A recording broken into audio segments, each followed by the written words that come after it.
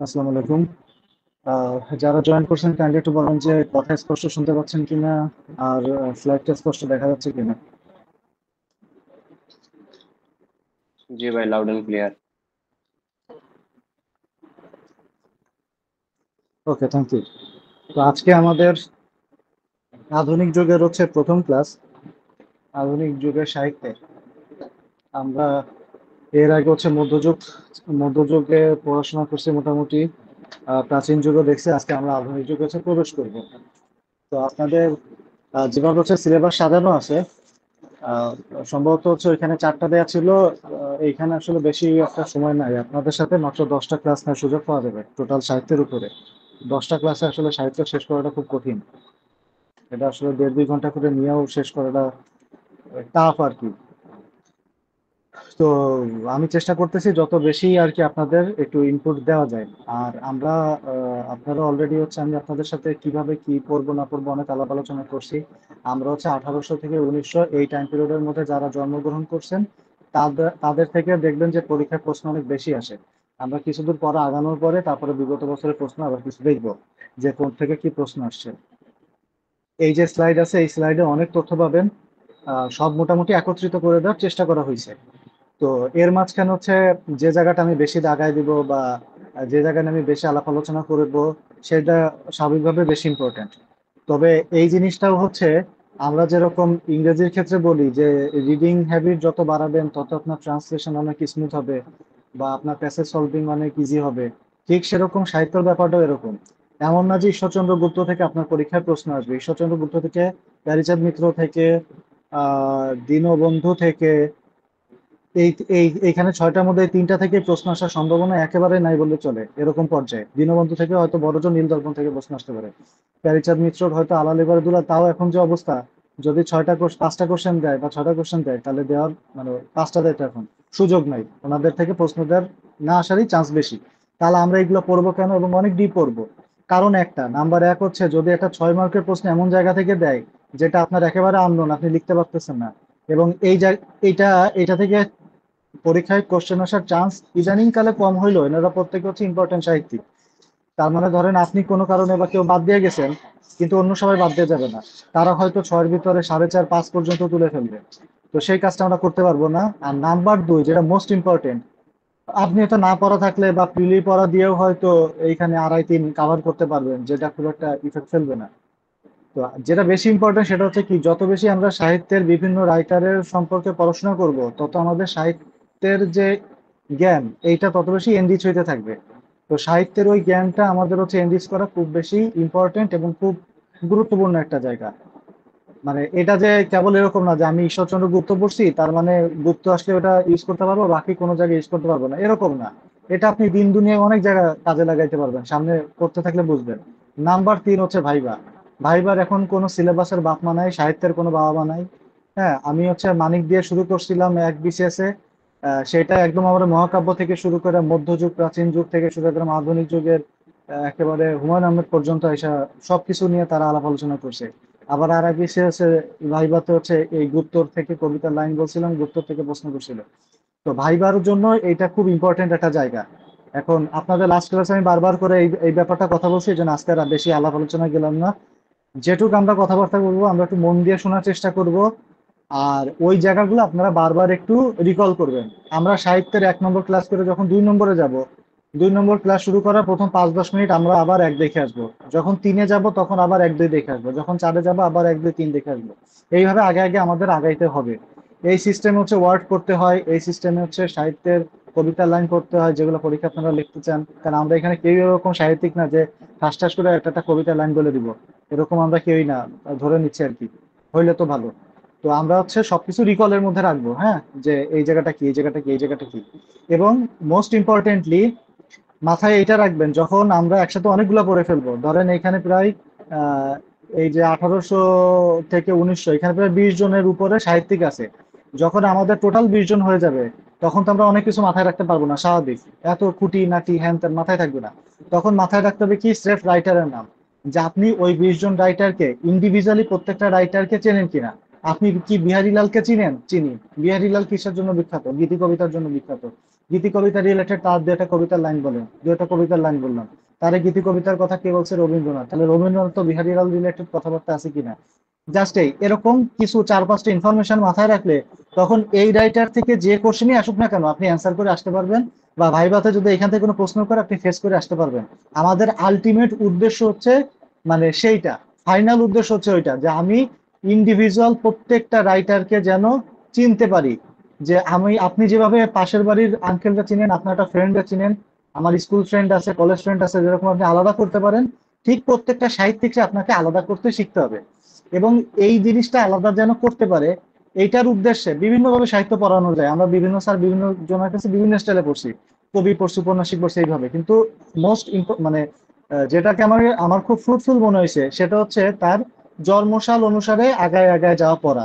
তাতে দুইটা জিনিস হয়, কে কার সিনিয়র মাথায় রাখতে সুবিধা হয়, কে কার আগে আসছে পরে আসছে, এবং সময় পরিবর্তনের সাথে সাথে সাহিত্যের যে গতিধারা পরিবর্তন হয় সেটাও বুঝতে অনেক ক্লিয়ার হয়। তা আমাদের মাথার যে ফাইনাল উদ্দেশ্য, যেটা আমরা যেন ইন্ডিভিজুয়াল সবাইকে চিনি, এবং একটা রাইটারের, ধরেন এই একটা সাহিত্যিক আছে, এই একটা সাহিত্যিক সম্পর্কে যেন মানে টিকা আকারে বা একটা সামারি আকারে আপনারা যেন খুব ব্রিফলি কিছু একটা জিনিস ইনপুট দিতে পারেন, অন্ততপক্ষে 4-5 মিনিট কথা বলতে পারেন। আজকের ক্লাসের শেষে এই প্রত্যেকটা রাইটারে নিয়ে, যে হ্যাঁ আমি এখানে র্যান্ডমলি মধুসূদন ধরলাম, 5 মিনিট আমি কথা বলতে পারবো। এখন 5 মিনিট তো এখনো আপনারা মাইকেল নিয়ে কথা বলতে পারবেন, কিন্তু এখন আপনারা যেভাবে কথা বলবেন আর ক্লাস শেষ হওয়ার পরে যেভাবে কথা বলবেন, এই দুইটা যেন ডিফারেন্ট হয়, বোঝা যায় যে হ্যাঁ তার এইখানে একটা ভালো দখল আছে। ঠিক আছে, এইটা হচ্ছে আমাদের ক্লাসের উদ্দেশ্য। আমরা আস্তে আস্তে শুরু করি। আচ্ছা, আমাদের এখানে যে কয়জনের নাম বলা হয়েছে স্বাভাবিকভাবে তারা সবাই সিকোয়েন্সিয়ালি জন্মগ্রহণ করছেন। একদম 1812 সালে জন্মগ্রহণ করছেন ঈশ্বরচন্দ্র গুপ্ত। এরপরে 1814-তে এসে জন্মগ্রহণ করছেন কেশব মিত্র। 1820-এ এসে জন্মগ্রহণ করছেন বিদ্যাসাগর।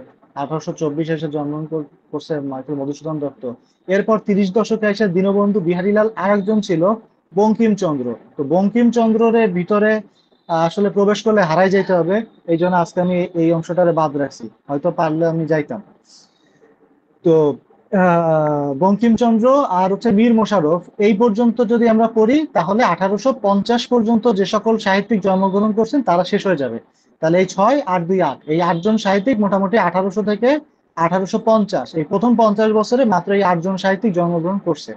তাহলে আমরা প্রথমে মাথায় নিলাম যে আচ্ছা আমি যে 1800 থেকে 1900 শিখবো, এর মাঝখানে প্রথম 8 বছরে মোটামুটি এই 8টা ব্যক্তি জন্মগ্রহণ করছে। এবং এই 8টারে আমি আরো ছোট করে দিই, ঈশ্বরচন্দ্র দেখেন 1810-14, প্রথম 10 থেকে 20-এ এইখানে, আবার 20 থেকে 30-এ এই দুইজন, এরপর এসে 30 থেকে 40 আমরা তিনজন পাই, দীনবন্ধু বিহারী আর বঙ্কিম। আর সম্ভবত 47-এ মনে হয় হচ্ছে মীর মোশাররফ হোসেন। এই হচ্ছে আমাদের মোটামুটি কত, 2 2 4 3 7 8জন সাহিত্যিকের জন্ম সালের ক্রমানুসারে আপনাদের মাথায় দেওয়ার আমি চেষ্টা করলাম। মীর মোশাররফ হচ্ছে 1847। আচ্ছা, দীনবন্ধু হচ্ছেন 1830, বিহারীলাল হচ্ছে 1835, আর বঙ্কিম হচ্ছেন 1838। আচ্ছা, আমাদের জন্ম মৃত্যু সাল মনে রাখতে হবে কিনা? জন্ম মৃত্যু সাল যদি মনে রাখতে পারেন, যখন আমরা এরকম লিখি, ধরেন ভূমিকার মধ্যে আপনি লিখলেন যে সাহিত্য সম্রাট বঙ্কিমচন্দ্র, বলার পরে আপনি ব্র্যাকেটে লিখে দিলেন যে এরকম 1838 থেকে 1994, সরি 1894, তখন বোঝা যায় যে আচ্ছা তার এইখানে ভালো দখল আছে। এখন আমি আমি হচ্ছে মৃত্যু সাল মনে রাখতে পারতাম না, কারণ এখানে এত মানুষ, রবীন্দ্রনাথ, নজরুল, শামসুর রহমান, হাতে গোনা হয়তো 10জন সাহিত্যিকের আমি মৃত্যু সাল জানি, এছাড়া আমি মনে রাখতে পারতাম না। কিন্তু আমি যেটা করতাম, আমি জন্মসাল অনুসারে তো মনে রাখছি, তা আমি জন্মসালটা মনে রাখতাম। তা আমি ব্র্যাকেটের মধ্যে কি লিখতাম, আমি লিখতাম যে জন্ম 1838, মৃত্যু আর লিখতাম না। তারপরে আবার আবার মতন যেভাবে ইন্ট্রোডাকশন দেওয়ার সেভাবে ইন্ট্রোডাকশন দিতাম। আচ্ছা, এটা গেল। আর একটা জিনিস হচ্ছে, এই যে প্রত্যেকটা রাইটারের সম্পর্কে একটা খুব ইউনিক এবং অ্যাট্রাকটিভ একটা ইন্ট্রোডাকশন আপনারা রেডি করে রাখবেন। অন্ততপক্ষে সব সাহিত্যিক না হইলেও যেগুলো খুব বেশি ইম্পর্টেন্ট, যেরকম এইখানে আজকে যে 6টা নিয়ে আমরা আলোচনা করব, তার মধ্যে বিদ্যাসাগর আর মাইকেল, এই দুইজনকে নিয়ে আপনার দুইটা ভূমিকা আর কি, যে আমার ঈশ্বরচন্দ্র বিদ্যাসাগর আর মাইকেল মধুসূদন দত্ত নিয়ে যে প্রশ্নে আসুক না কেন, আমি শুরুতেই হচ্ছে শুরু করব এই কথাগুলা দিয়ে। মানে শুরু করব কি দিয়ে, সেই লাইনগুলা, এই যে আপনারা খালি বলেন না ভাই কি নোট করব কি নোট করব, এই নোট করবেন জাস্ট এইটা, যে রাইটারের নাম এই, ওই রাইটারের শুরুতে আমি এই কথাবার্তা দিয়ে লেখা শুরু করব, এরকম একটা ফিক্সড জিনিস রাখবেন। আর একটা জিনিস ফিক্সড রাখবেন, রাইটার ওয়াইজ একটা করে ডায়লগ বা কবিতা, কবি যদি হয় তাহলে কবিতার লাইন, যেরকম এখানে কে কে আছে, ঈশ্বরচন্দ্র গুপ্তর বেলায় আমি মুখস্থ রাখতাম, মিশামণি মুক্তাহেম স্বদেশের প্রিয় প্রেম তার চেয়ে রত্ননয়ার, সুধাকরের পথ সুধা দূর করে তৃষ্ণা ক্ষুধা স্বদেশের শুভ সমাচার, ভ্রাতৃভা বাণী মনে দেখো দেশবাসীগণে প্রেমপূর্ণ নয়ন মেলিয়া, কতরূপ স্নেহ করি দেশের কুকুর ধরি বিদেশে ঠাকুর ফেলিয়া।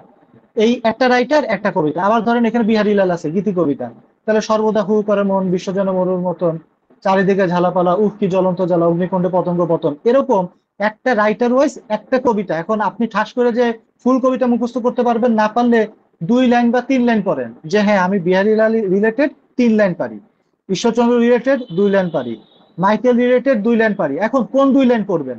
মাইকেল মধুসূদন দত্ত তো এক গাদা সনেট লিখছে, মেঘনাদ বধ কাব্য লিখছে, তিলোত্তম সম্ভব কাব্য লিখছে, গজেন্দ্রনাথ কাব্য লিখছে, অনেক কিছু লিখছে।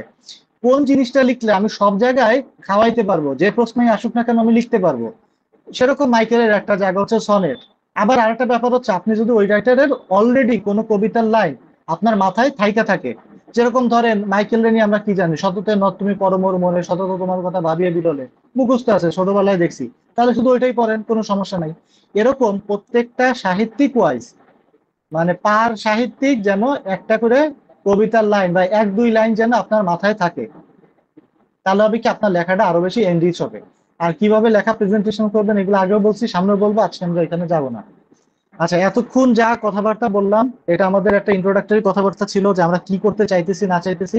আমরা এখন আস্তে আস্তে সামনে আগাই। ওকে, আমাদের প্রথম আলোচনার বিষয় হচ্ছে ঈশ্বরচন্দ্র গুপ্ত। ঈশ্বরচন্দ্র গুপ্ত এই ভদ্রলোক হচ্ছে যুগ সন্ধিক্ষণের কবি। প্রথমেই যদি তার কথা বলা আসে, বলতে হয়, তাহলে হচ্ছে যুগ সন্ধিক্ষণের কবি, এই কথাটাই আসে যে তিনি যুগ সন্ধিক্ষণের কবি। তিনি জন্মাইছেন 1812 সালে, যেটা আমরা একদম শুরুতেই বলে নিলাম। তিনি একজন সাংবাদিকও বটে, কবি এবং সাংবাদিক। তাকে ভ্রমণকারী বন্ধু ছিল তার ছদ্মনাম। এইগুলা তো পরীক্ষায় আসবে না রিটেনে যে তার ছদ্মনাম কি, কিন্তু আপনি লেখার মাঝখানে যেটা জানেন সেটা ভূমিকার মাঝখানে দিলেও দিতে পারেন। এখানে কি লেখা আছে পরেরটা দেখি। ঈশ্বরচন্দ্র গুপ্ত বাংলা সাহিত্যের ইতিহাসে যুগসন্ধির কবি হিসাবে পরিচিত, কারণ তিনি সমকালের সামাজিক ও ঐতিহাসিক বিষয় নিয়ে কবিতা রচনা করলেও তার ভাষা ছন্দ অলংকার ছিল মধ্যযুগীয়। তাহলে কি বলা বোঝা গেল, তিনি যে কবিতাগুলো রচনা করছেন সেই রচনাগুলোর যে বিষয়বস্তু ছিল সেটা সমকালীন সামাজিক আর ঐতিহাসিক বিষয়, সমকালীন বিষয় ছিল, কিন্তু তার যে ভাষা, তার যে ছন্দ, তার যে অলংকার, এইগুলো ছিল মধ্যযুগীয়। এই কারণে দেখেন, আপনি একটা কবিতা লিখছেন, সেই কবিতার বিষয়বস্তু হচ্ছে আধুনিক আর ছন্দ কৌশল হচ্ছে মধ্যযুগীয়, তাহলে আপনি দুইটা জায়গা কি কম্বাইন করছেন, এই যে ব্রিজ ক্রিয়েট করছেন বইলা আপনার হচ্ছে একটা যুগসন্ধির কবি হিসাবে আইডেন্টিফাই করা হইতেছে। এইটাই হচ্ছে তাকে যুগসন্ধিক্ষণের কবি হিসাবে বলার কারণ। ঈশ্বরচন্দ্র গুপ্তকে কেন যুগসন্ধিক্ষণের কবি বলা হয়, ওই যেটা বললাম সেইটাই। এরপর হচ্ছে দেখেন, ভারত মঙ্গল কাব্যের সর্বশেষ ছিল কে? ভারতচন্দ্র রায়গুণাকার, যিনি মারা গেছেন কত সালে? আপনার 1760 সালে। এখন ওনার মৃত্যুর পরে দীর্ঘদিন ধরে ওইভাবে কোনো কাব্য রচনা হয় নাই। এরপরে আধুনিক যুগের যখন কাব্য রচনা শুরু করলো, দীর্ঘদিন গ্যাপ দেওয়ার পরে, তখন আমরা প্রথম হচ্ছে ঈশ্বরচন্দ্র গুপ্তকে পাই। তো তাকেই হচ্ছে তাহলে প্রথম কবি হিসাবে এখানে মানে ধরা যায়, কিন্তু তাকে যে আধুনিক যুগের প্রথম কবি বলা হয় ব্যাপারটা কিন্তু এরকম না। তো তাকে এই জন্য যুগ সন্ধিক্ষণের কবি বলা হইতেছে, যে আধুনিক যুগে আমরা আস্তে আস্তে পদার্পণ করতেছি এবং আমরা মধ্যযুগ থেকে মাত্র বেরোয় আসছি, সেজন্য তিনি হচ্ছে যুগ সন্ধিক্ষণের কবি। তো আমরা যখন যুগ সন্ধিক্ষণের কবির কথা আসবে আমরা কি কি দিব? তার লেখার বৈশিষ্ট্য, মানে বিষয়বস্তু কই ছিল? আধুনিক যুগের। কিন্তু ছন্দ কৌশল কি ছিল? মধ্যযুগীয়। তার রচনার এই যে ভারতচন্দ্রের মৃত্যুর পরে যখন একটা সাহিত্যিক ঘরানা মানে লুপ্ত হয়ে আসছিল, তারপরে আমরা আবার ঈশ্বরচন্দ্র গুপ্তকে খুঁজে পাই, এই কারণে তাকে আমরা হচ্ছে যুগ সন্ধিক্ষণের কবি বলতেছি। আচ্ছা, ওকে, এরপরে আমরা যেটা দেখি, ঈশ্বরচন্দ্র গুপ্ত আপনার তার আর কি কি অবদান আছে? তার অবদানের মধ্যে কি আছে? আচ্ছা, তিনি কবিয়ালদের লুপ্তপ্রায় জীবনী উদ্ধার করছিলেন। কবিয়াল তো বুঝেন, কবিয়াল সাহেব যারা হচ্ছে বিভিন্ন জায়গায় ঘুরে ফিরে বেড়াইতেন এবং হচ্ছে হাঁটতে হাঁটতে হচ্ছে কবিতা লিখতেন, এরকম আর কি কবিয়াল। তো এরকম কবিয়ালদের তিনি জীবনী উদ্ধার করছিলেন। এইটা একটা তার এই কাজের সাথে আরো এই ধরনের কাজ আরো অনেকে এরপরেও করছে। জসিমউদ্দিন এক সময় করছেন। যাই হোক, তো কবিয়ালদের লুপ্তপ্রায় জীবনী তিনি উদ্ধার করলেন। তার কে কে আছে এরকম কবিয়ালের মধ্যে? রামপ্রসাদ সেন আছে, নিধু গুপ্ত আছে, নিধু বাবু যেটা, হর ঠাকুর আছেন, এরকম অনেক দু একজনের নাম জানলেও জানতে পারি, নইলে সমস্যা নেই। তো তিনি এরকম অনেকজন কবিয়ালের লুপ্তপ্রায় জীবনী উদ্ধার করে প্রকাশ করছেন, এটা তার একটা শ্রেষ্ঠ কীর্তি, এই পর্যন্ত জানলেই চলবে, বাকি কথাবার্তা আমাদের দরকার নেই। আচ্ছা, তিনি ছোটবেলায় থেকে হচ্ছে মুখে মুখে কবিতা রচনা করতে পারতেন এবং কবিয়ালদের সঙ্গে তিনি গান বাঁধতেন, মানে কবিয়ালদের সাথে ঘুরতেন, ছন্দ বৈশিষ্ট্য তার ভিতরে এটা ছিল। তার ভিতরে সে মানে ব্যঙ্গাত্মক বিভিন্ন খণ্ড কবিতা রচনা করতেন, এইগুলারে আসলে বলা হয় চুটকি। হ্যাঁ, মানে ছোট ছোট ব্যঙ্গাত্মক কবিতা। আচ্ছা, তাহলে আমরা এখন পর্যন্ত কি দেখলাম? তিনি যুগ সন্ধিক্ষণের কবি ছিলেন। তার কবিয়ালদের তিনি জীবনী সংগ্রহ করছেন, তার লেখার বৈশিষ্ট্য আমরা সম্পর্কে একটু বুঝতে পারছি। আচ্ছা, এরপর আমরা যেটা দেখবো তার হচ্ছে তিনি কি কি পত্রিকা সম্পাদনা করছেন। তার সম্পাদিত পত্রিকার মধ্যে আছে সংবাদ রত্নাবলী, পাষণ্ড পীড়ন, সংবাদ সাধুরঞ্জন, সংবাদ প্রভাকর। এর মধ্যে সংবাদ প্রভাকরটা ইম্পর্টেন্ট। কেন ইম্পর্টেন্ট? এটা এখানে একটা টিকা দেওয়া আছে। যদি পত্রিকা থেকে পরীক্ষায় প্রশ্ন আসে, এখন পর্যন্ত এরকম আসে নাই, তাহলে এই যে সংবাদ প্রভাকর যেটা, এটা ইম্পর্টেন্ট। শনিবারের চিঠি যেটা, সেটা ইম্পর্টেন্ট। শনিবারের চিঠি, এটা আমি রিটেনের জন্য বলতেছি। শনিবারের চিঠি ইম্পর্টেন্ট। তারপর হচ্ছে সংবাদ প্রভাকর, এটা ইম্পর্টেন্ট। আর একটা ভাবে পত্রিকা থেকে আসতে পারে, সেটা হচ্ছে জোড়াসাঁকোর ঠাকুর পরিবারের সাথে যে সকল পত্রিকা সংশ্লিষ্ট ছিল। জোড়াসাঁকো ঠাকুর পরিবারের সাথে এই পরিবার সংশ্লিষ্ট যেসব পত্রিকা ছিল। ঠিক আছে, এই প্রশ্ন হচ্ছে রবীন্দ্রনাথ পড়ার সময় আমরা পড়বো, সমস্যা নেই। এছাড়া আর যেসব পত্রিকা ছিল ওগুলো আসার মতো না। তো পত্রিকা, তাহলে সংবাদ প্রভাকরের ঘটনা কি হয়েছে? এইটা আসলে বাংলা সাহিত্যের প্রথম সাপ্তাহিক পত্রিকা ছিল। প্রকাশ হয়েছিল 1831 সালে, তখন সাপ্তাহিক আকারে ছিল। এরপরে 39 সাল হচ্ছে দৈনিক আকারে প্রকাশিত হয়। মাঝখানে 4 বছরের একটা গ্যাপ ছিল। যে ব্যক্তির পৃষ্ঠপোষকতায় রচনা করা হয় তিনি মারা যান, এরকম অনেক কাহিনী আছে, আমাদের এসব দরকার নাই। আচ্ছা, এরপরে নেক্সট আমরা যেখানে যাব, এইগুলো আমরা পড়বো না, ওকে। এরপরে আসেন হচ্ছে কি বলে, ঈশ্বরচন্দ্রের গুপ্তের কবিতায় স্বদেশ প্রেম। ভাই একটু কথা বলা যাবে? একটু 1 মিনিট ভাই। ঈশ্বরচন্দ্র গুপ্তের কবিতায় স্বদেশ প্রেম। আচ্ছা, স্বদেশ প্রেম জিনিসটা কি? দেখেন, ধরেন আপনারা যে এই প্রশ্ন ঠিক এইভাবে দিবে এরকম কিন্তু না, যে ঈশ্বরচন্দ্র গুপ্তের পরীক্ষা কি বলে কবিতা হচ্ছে স্বদেশ প্রেম জিনিসটা কি, এরকম এরকম ভাবে আসবে না, আসার মতো প্রশ্ন না। আপনার সামনে ঈশ্বরচন্দ্র গুপ্ত রিলেটেড যে কোনো একটা কোশ্চেন আসতে পারে, একটা বড় একটাই তো আসার সুযোগ আছে। তাহলে আপনি ওর মাঝখানে এই যে যুগ সন্ধিক্ষণ এই কথা আনবেন, সে কবিয়ালদের যে জীবনী সংগ্রহ করছে সেই কথা আনবেন, তার যে পত্রিকা হচ্ছে বাংলা সাহিত্যে, তার সম্পাদিত পত্রিকা বাংলা সাহিত্যে প্রথম দৈনিক, সেটা আনবেন। তার পত্রিকায় হচ্ছে স্বদেশ প্রেমের কথা ফুটে আসছে, এই কথাগুলো আপনি আনবেন, যে প্রশ্নই আসুক না কেন। এখন স্বদেশ প্রেমের ভিতরে আসলে তখন আমরা হচ্ছে তার এই কবিতার নামই হচ্ছে স্বদেশ কবিতা। এর মাঝখানে হচ্ছে যদি 2 লাইনও পড়ি, শুধু এইটুকু লাইন হচ্ছে মনে রাখবো, যে কতরূপ স্নেহ করি দেশের কুকুর ধরি বিদেশে ঠাকুর ফেলিয়া। মানে একটা মানুষ, এটা তো থিমটা বুঝতে পারছেন, সে বিদেশে গেছে, যার পরে তার দেশের প্রতি একটা ভালোবাসার মানে জায়গা উঠছে। এখন সে অনেক স্নেহ করে দেশের কুকুর পাইলে সেটাই ধরতেছে, কিন্তু বিদেশের যে ফর্সা ঠাকুর আছে, মানে ঠাকুর বলতে এখানে হচ্ছে সাদা চামড়া মানুষ বোঝানো হইতেছে, তাদেরকে অ্যাভয়েড করে তার কাছে এখন কুকুর হচ্ছে বেশি ইম্পর্টেন্স পাইতেছে, সেটা বুঝাইছে। আবার এই যে মিছামণি মুক্তা হেম, স্বদেশের প্রিয় প্রেম তার চেয়ে রত্ন নাই আর। হেম মানে হচ্ছে স্বর্ণ, গোল্ড। তো এরকম মানে মণি মুক্তা হেম সবকিছুই মিথ্যা স্বদেশের প্রেমের কাছে, এরকম যে কোনো আপনার সুবিধা মতন 2টা বা 3টা লাইন মাথায় রাখতে পারেন। আচ্ছা, এই হলো আমাদের ঈশ্বরচন্দ্র গুপ্ত রিলেটেড পড়াশোনা। এবার বলেন কোন ভাই কি বলতেছিলেন, বা কারো প্রশ্ন থাকতে বলেন। ভাইয়া কবিতা কি পুরোটা এখানে মনে রাখতে হবে নাকি আমার না না না না না, সিগনিফিকেন্টে মানে এক দুই লাস্টে এক দুই লাইন, 1-2 লাইন যেটা আপনার মনে রাখতে, নাম্বার 1 হচ্ছে যেটা আপনার মনে রাখতে সুবিধা হয়, নাম্বার 2 হচ্ছে যেটা আপনি সব জায়গায় খাটাইতে পারেন। হ্যাঁ, এক্ষেত্রে যে ভাইয়া আমি মানে লাস্টের লাইনটা ইম্পর্টেন্ট না খুব, মানে লাস্ট উম, কত এই স্নেহ করি কবিতাটা অনেক দেশে। বড়, বুঝছেন, এর উপরেও আছে এর তলেও আছে। হ্যাঁ, তা মোটামুটি মাঝখানের এই 4টা জিনিস ইয়ে করে, যে একটা সেন্স, যাতে এই কবিতাটা পড়লে বুঝবেন যে এখানে কি সেন্স বোঝানো যাইতেছে। যেটা আপনার পরীক্ষার হলে পুরোটা মনে থাকবে না, সেক্ষেত্রে আপনি প্রথম 3 লাইন পড়েন অথবা শেষ 3 লাইন পড়েন, সমস্যা নেই। 2টা দিয়েই হচ্ছে এখানে আহ, ইয়া বোঝানো যাইতেছে, স্বদেশ প্রেমের যে আমরা যে উদ্দেশ্যে লিখবো সেটা হচ্ছে উদ্দেশ্য ফুলফিল হয়।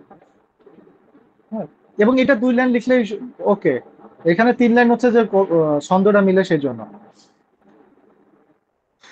আচ্ছা, একটানা আধা ঘন্টা আমরা বকবক করে ফেললাম, এটা অনেক ভাইয়া ফেমাস লাইন এইখানে রাইট। এই কবিতাটা কি কবিতাটার নাম কি, মানে এটা তো স্বদেশ, স্বদেশ প্রেম। না না, শুধু স্বদেশ। আচ্ছা, স্বদেশ। আর ভাইয়া উনি ওনার, ঈশ্বরচন্দ্র বলেন জি, বলেন। বলতেছি যে মানে এইখানে আহ, আমাদের মানে ঈশ্বরচন্দ্র গুপ্তের তো ওইরকম কোনো দেখা গেছে যে উল্লেখযোগ্য কোনো সাহিত্যকর্ম নেই। তো সেক্ষেত্রে ওনার এই জায়গাটা থেকে প্রশ্নটা কিভাবে আসতে পারে, মানে আসার। ঈশ্বরচন্দ্র, ওই যে যুগ সন্ধিক্ষণের কবি হিসাবে ঈশ্বরচন্দ্র গুপ্তের অবদান দেখো, এইটাই আসলে এটাই আসার কথা। আর একটা আছে দ্বিচারিতা। দ্বিচারিতা জিনিসটা কি, উনি হচ্ছে ইংরেজি নববর্ষ নামে একটা কবিতা লিখছিল। হ্যাঁ, কবিতার নাম হচ্ছে, আচ্ছা কবিতার এখানে লিখি, ইংরেজি নববর্ষ। ইংরেজি নববর্ষ, তো এই কবিতার মধ্যে সে হচ্ছে ইংরেজদের খুব আর কি মানে বাটাম দিছে, খুব ইয়া করছে, কিন্তু পরবর্তীতে আবার তাকে তার ইংরেজদের অ্যাডমায়ার করে তার লেখা কবিতা আছে। তো একই সাথে সে ইংরেজদের বিরোধ মানে ব্যঙ্গ করে কবিতা লিখছে, আবার ইংরেজদের প্রশংসা করে কবিতা লিখছে, এই জন্য তার আবার দ্বিচারীয় বলা হয়। তো এটা খুব এইটা, তারপরে কবিয়াল, এগুলো খুব মানে নেগলেজিবল ইয়ে আর কি ঘটনা, এগুলো থেকে ওরকম প্রশ্ন আসবে না। আসলে হচ্ছে আপনার যুগ সন্ধিক্ষণের কবি, এই একটা প্রশ্নই এখান থেকে আসার মতন প্রশ্ন। এই যে কেন যুগ সন্ধিক্ষণের কবি বলা হয়, এই একটা প্রশ্ন আসার মতন আসলে আসতে পারে। এখন আপনি খালি এই যুগ সন্ধিক্ষণের কবি বলার কারণ তো এইটা, তা আপনি তো এটা 6 মার্কের প্রশ্ন তো শুধু এটুক বললে হবে না। তার মানে আপনার এর ভিতরে কি বলতে হবে, ওই সে কবিয়ালদের ইয়া করছে, হ্যান করছে, ত্যান করছে, এইটার বিভিন্ন ভাবে বইলে আসতে হবে, সবকিছুই বলা লাগবে। ভাইয়া, পিএসসির কি কোনো মেম্বার মানে বাংলা খাতা এরকম কেউ কি পত্রিকায় কলাম লিখে, মানে এই এই বাংলা সাহিত্য রিলেটেড, একটু যদি নামগুলো বলতেন, বাংলা সাহিত্য রিলেটেড মানে পড়ার জন্য বলতেন। কলাম লেখে, আমি যে কয়েকজনেরটা পড়তাম, যেরকম হচ্ছে উম, কুদরতি হুদা স্যার পড়তাম, কুদরতি হুদা। আর হচ্ছে তারিক মঞ্জু স্যার, তো আপনারা সবাই চিনেন। হ্যাঁ, আমি হ্যাঁ, এই দুজনের কুদরতি তো, খুদা বলতে কলেজের টিচার ছিলেন না? হ্যাঁ হ্যাঁ হ্যাঁ হ্যাঁ হ্যাঁ, ওনার তো হুদা খুব একটা হুদা না, কলম নাই দেখছি, খুব আছে একটা ওনার কলম বই, নাই। বইও আছে, পাবেন ওনার পেজেই পাবেন। উনি ওনার লেখাগুলা খুব কি বলে ডিপ, ডিপ থটের মানুষ আর কি। আচ্ছা যাই হোক, তাহলে আমরা পরে আগাই। হ্যাঁ, আর এইগুলো হচ্ছে ওই লোকেরই কলাম পড়তে হবে, এটা ম্যান্ডেটরি না। সবার তো প্রিয় জায়গা সেম না। ধরেন কুদরতি হুদা স্যার কিরকম, ফরুক আহমেদের নিয়ে ওনার লেখা আছে, ফরুক আহমেদ পরীক্ষায় প্রশ্ন আসবে না। জসিমউদ্দিনদের নিয়ে ওনার লেখা আছে, আনিসুল হককে নিয়ে লেখা আছে, এরকম অনেক কিছু, নজরুলের নিয়ে লেখা আছে।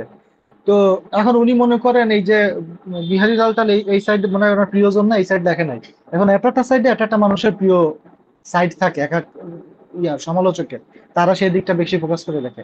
আপনার যেটা দরকার আপনি সেইটা এর সাহিত্য গুণ লিখে গুগলে সার্চ করবেন, সামনে যা আসবেন করবেন।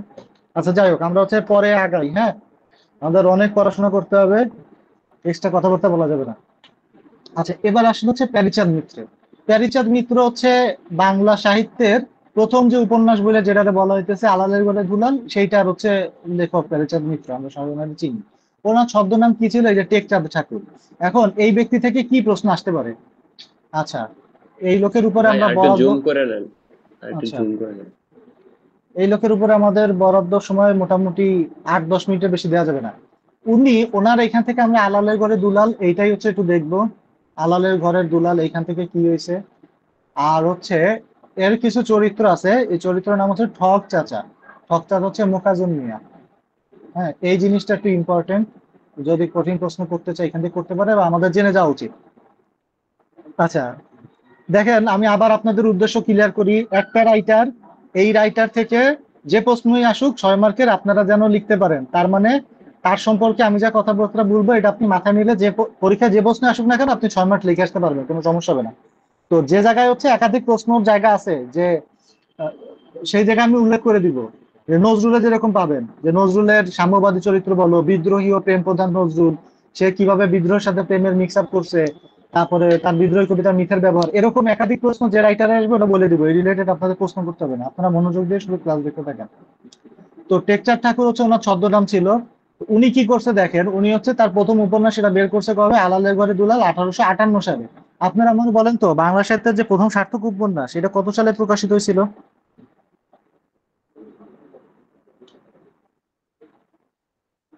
এটা তো মনে হয় 43 BCS এর প্রশ্ন মনে হয়, রিলি। বাংলা সাহিত্যের প্রথম সার্থক উপন্যাসের নাম কি? প্রথম আলালের সার্থক ঘরে উপন্যাস, দুলাল। এ ভাই সার্থক এসব বলে দুর্গেশ না। নন্দিনী, দুর্গেশ নন্দিনী। হ্যাঁ, দুর্গেশ নন্দিনী। 1865। 1865, 1865। 65। 1865 দুর্গেশ নন্দিনী। হ্যাঁ, 1865 দুর্গেশ নন্দিনী, খুব ভয়ঙ্কর একটা উপন্যাস।